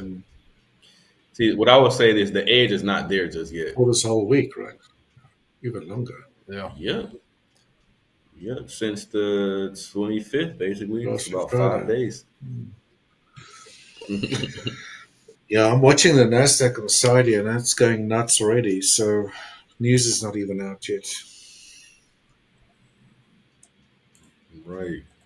We'll see it. I'm actually looking at, I'm going to skip down to this. I'm probably not going to take this, but I don't know. I like NCAD. Like, this is not bad looking. Yeah. I kind of like this a little bit. The only thing I don't like is the fact that I don't like it when the 50 is above the 200. I want it the other way around. But I could totally see the move like this. And then it come back, retest this zone, and then fall. I could totally see that happening. Like your half bat? Like you're getting in the almost. Yep, exactly. Exactly. I could see it doing something like this. And I'll get in right here. Right? Yeah, because it's already got that formation on the top there, right? It does. The EMAs are all it, but this is fine. It's actually fine. I'm cool with that because we already have this. As you can see, this huge W structure, right? That kind of runs down. And where is it touching? If you look right here at the where it would be, it already touched it right here. This is the break. This is the retest. I could totally see this going short. Support to resistance. Yep. Dang, I'm out of Yep, alerts so. again. So not I got too some too stuff bad. to delete. Right. Where were we? Okay, cool. So this one has gone the other way, it looks like. Oh, actually, it hasn't. I just need to scoot it over. So let's scoot this over. We're still looking for this M structure off this 200, which we don't have just yet, but it looks like it's trying to do it. Oh, this is a little short, though. Oh, okay, never mind. No, it's not. So, yeah, even if we did this, looks like we'll have risking $1 to make $1.29, so not bad at all. Market baseline will need to come above the static, which it kind of is. It's just barely there. Let me see a real reload. We can try it out there. Right, so not bad. GF. GF is just like GA, and I want to say the other GBP pair. This is way too low. I'm not interested in this at all. I'm not even going to mark it up. It's just hideous. This is a pass. It's disgusting. Yeah. Some of them are like, oh, I can see this setting up, but other ones are like, this is so far away that I will not even touch this. As I'd say, Not even worth it's just not my type. Yeah, that pair's not my type. Just doesn't do it for me. Right. You know what? It's you. It's me. It's not you. You're just not my type. Yep. Right. So this one's pretty funky, as we talked about this last week. Earlier this week, the 5,200 cross to the downside, and then we got this 5,200 cross to the upside. So a little ambiguous. It's kind of difficult to tell what's happening. But if I had to guess, I would be going to the upside, and I would still be looking for that reload here. And then I would be interested in the move that looks like this. Right, so not too bad on UCAD. UF. Oh, okay. Let me delete this. Okay, yeah, I'm gonna delete this one too. UF, as you can see, kind of the same move. Once again, we need that W off the 200. Going back the other way. Stops towards the high here. Market baseline is above the static. We need it to come below the static. Give us that reload. And that will be what the move looks like. Before that, I'm not interested. And keep in mind, as a matter of fact, let me move this because price needs to close above this 200. Right? So you're literally right on the edge of if this is a 1-for-1 or not. Right? Looks like you're at 0.95. I would probably leave that alone. It's just not good enough. But if you did get some type of pullback, maybe a little bit further, and it end up turning out to a 1-for-1 or whatever, that's fine. But the entry candle, we need to close above this 800 EMA here for me to touch it. Right? So close, not really. Close, not really, kind of. Right. UJ, kind of the same thing. We already got this drawn up as well. There's no reload on here. So in this case, we would actually need, this might not work out because it's a little short. Oh, never mind. No, it's not. So, oh, yes, it is. Yes, it is. So it's barely there. We want this close above this 50 here. The thing is, this is a V. We can't take V's. We need to look for W's, right? Right side of the W. And market baseline has not went below the static yet, so there's no reload. So we still need that reload to occur just to even take the trade, right? So once again, close, but not there just yet. AUD CAD got me yesterday. Gotcha. And yep, it got me. Was looking for this W, as you guys can see, it gave it to me, and as I mentioned earlier, news happened right News here, gotcha. and it got me. I was not even paying attention. Got me. Rookie mistake. Had to pay the cost for it. Right. Cost of doing business. Here. Yep. And the cost of not being vigilant. Cost of not doing your business, rather. Right. Yep. Exactly. So cool. I This one is pretty much done. I wouldn't take this again unless it made some type of move like this and then went back to the highs. And I would need to see market baseline curve back down and then come up. Then I would consider taking this again. Right? But beyond that, it's a pass. Pass. Unless, again, it did something like this. Well, all of the Aussie pairs, almost all of the Aussie pairs have now joined the bearish score on my top setups. Okay. Yeah, we got Aussie Jap. That's a brand new one just popped on, -5 now. So Aussie Jap, Aussie Swiss, Aussie New Zealand, Aussie dollar, and then pound Aussie. So I guess I'm missing one of them. Which one's missing? Missing one of them, but yeah. Right. It's right there with the pound now. Right. Because I still got all the pound, and then, yeah, like I'm only lacking one on the Aussie pairs, but all right. Yeah, that report that got you that you were just talking about, it's put the Aussie in a kind of a downward spiral of late. So interesting stuff. Thought I'd just throw that out there. Yeah, it tore me up yesterday. Yeah. Like literally, I've not even paying attention to it.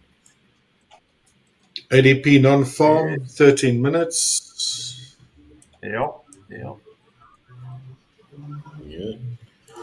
Half pass advanced GDP. Yeah.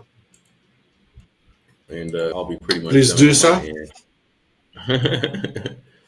Cool. So NU, I'll just kind of run through it quick. A lot of them already kind of set up anyway. So NU, same thing. We're looking for this M structure off this 200.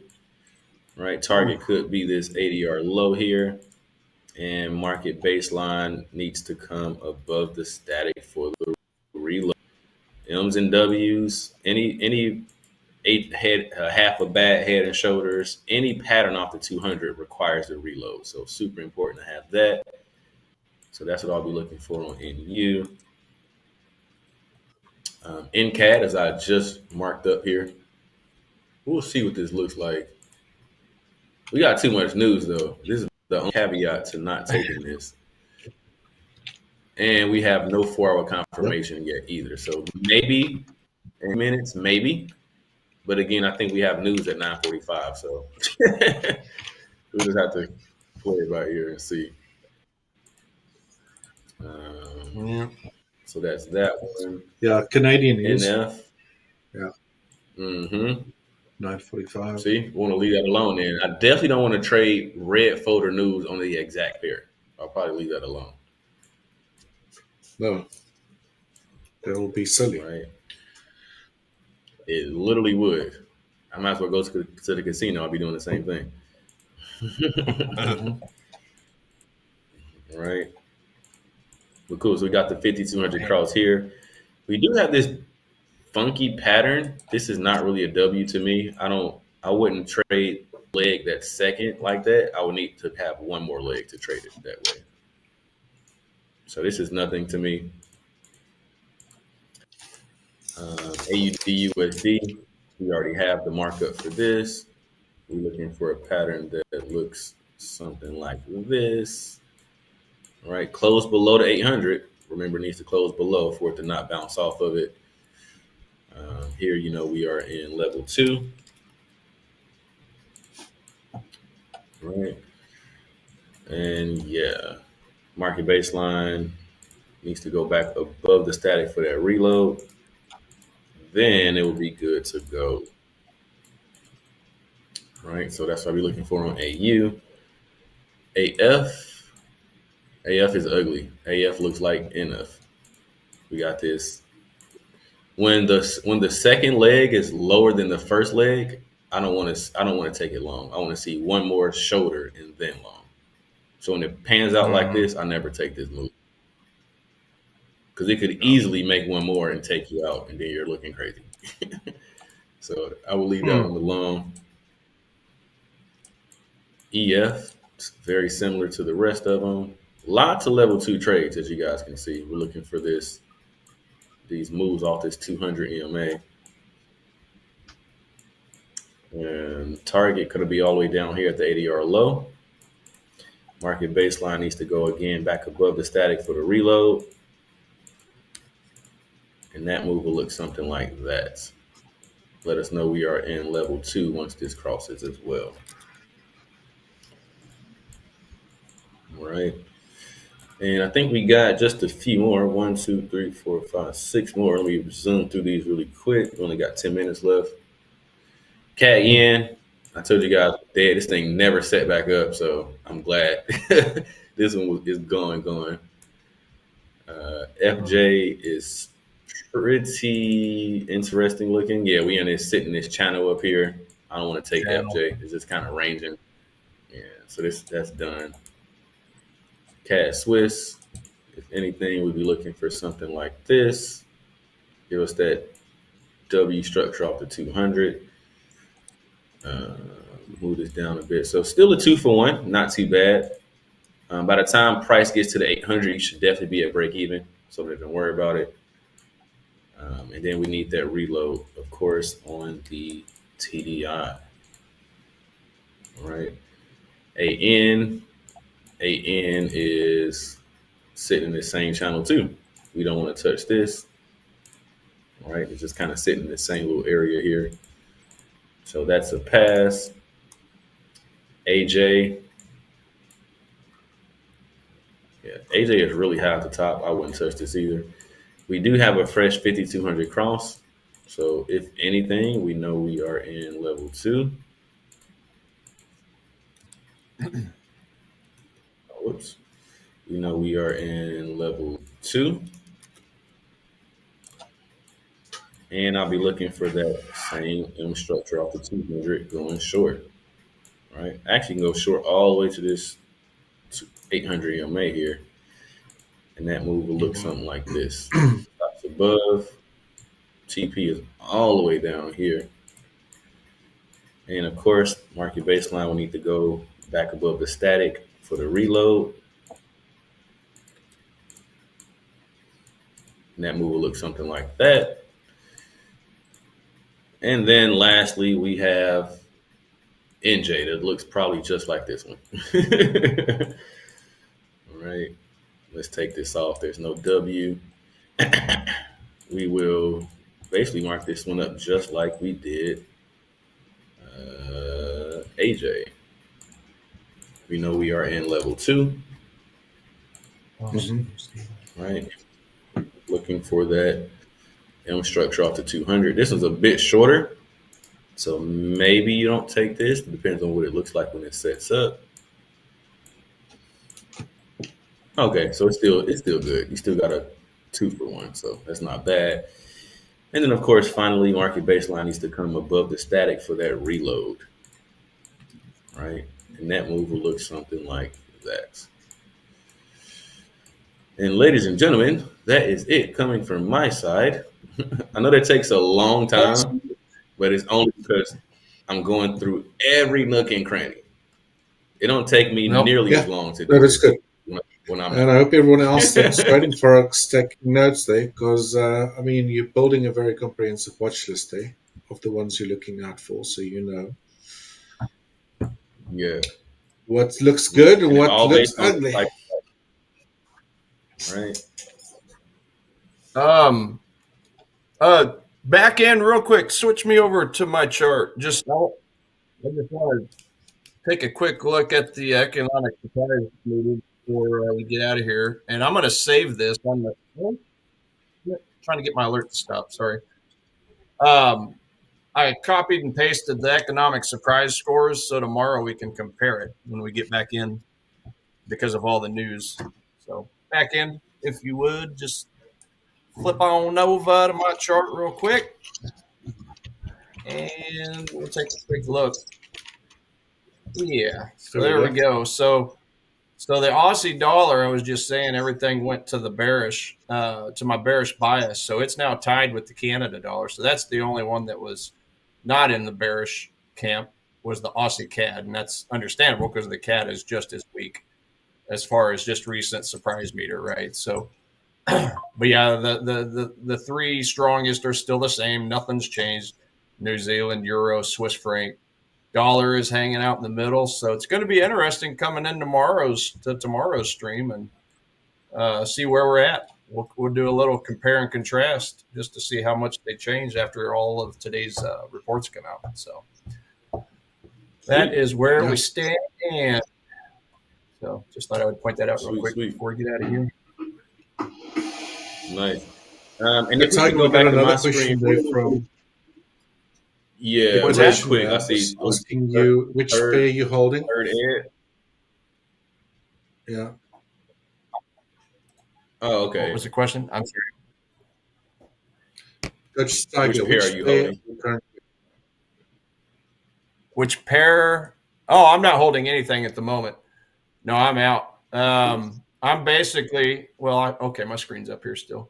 So yeah, I'm basically at the moment just kind of keeping an eye on the Nikkei. That's really the main one I'm watching right now.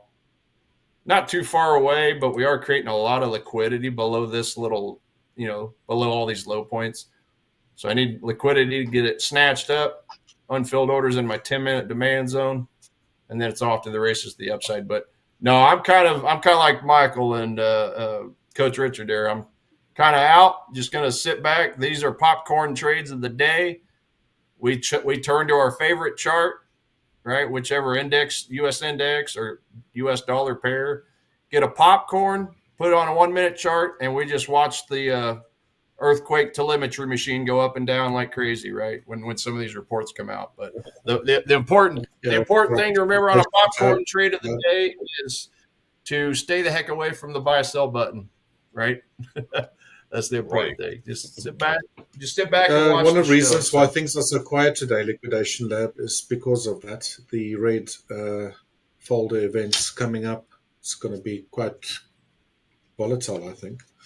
So that's why it's been a little bit quiet as well. Just don't want to open any positions or holding positions into that event. Thanks, Coach Tiger. Just lastly, maybe we've got a few more minutes here. We got a question there for you too, Michael. What do you consider a fresh cross again? Yes. So we can get my screen shared really quick. I just want to show them. Looks like third ed. The third red. I'm not sure how to say it. But yeah, we can get my screen really quick. Third red. Right. I just want to show what I consider a fresh cross really quick. It's only one of two things, which would be the 13 and the 50 crossing, which is the red crossing the blue. And then also the 5,200 crossing, which is the blue crossing the white. I'll show you here any second if we can get my screen pulled up really quick. I know we got like 2 minutes. Just want to get that answered before we part ways. So cool. So yeah, this is exactly what I mean, right? So just to kind of zoom in. Number one would be, as you can see, that this 1350 is crossing right here, right? So the red EMA is crossing the blue EMA. The red is the 13, the blue is the 50. This is how I know I am in level 1, as I say, L1. And then level 2 would be this one, right? It just crossed. When I say fresh cross, I mean this. Now this 50, blue 50 EMA and this white 200 EMA are just now crossing each other. This is how I know it's in level 2. So these are the only crosses I really pay attention to. 1350 cross, kind of how I drew here, right, on this diagram. Cool. Right. Pretty much it. 1350 cross here. Nice. The next one is the 5200 cross for level 2. Just a quick reminder, you guys can always go rewatch some of these sessions that we've done. They are recorded and will be available on YouTube afterwards. So if you ever miss something, you can always go and catch up on that again. Lads, we have we have reached the end of our Forex Fire session. It's been a little bit quiet, but please be careful. There's a lot of red folder news events coming up very, very shortly and for the remainder of the morning session. I think there's some news in the afternoon as well. Please do stay tuned for the pre-market pulse session that will be in 15 minutes from now, brought to you by coaches Paul and James. And I've also got word that they'll be giving away a 25K Forex Challenge account. So if you haven't won yet, please stay tuned from that. 15 minutes from now, maybe you'll be the next lucky winner. And congrats to, was it Martin, right? Yeah, Martin. Yeah. Heyerdahl was today's morning 10K account winner. Hope you enjoyed that prize. And that's it from our side, guys. Have a good rest of your day. Trade safe. Watch out for all these news events. And we'll see you again soon. Cheers, lads. Take care. Con cuidado, con cuidado. Adios. Amigos.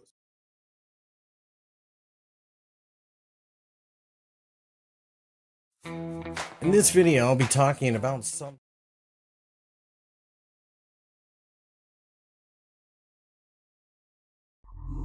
Hola Prime, trade with transparency.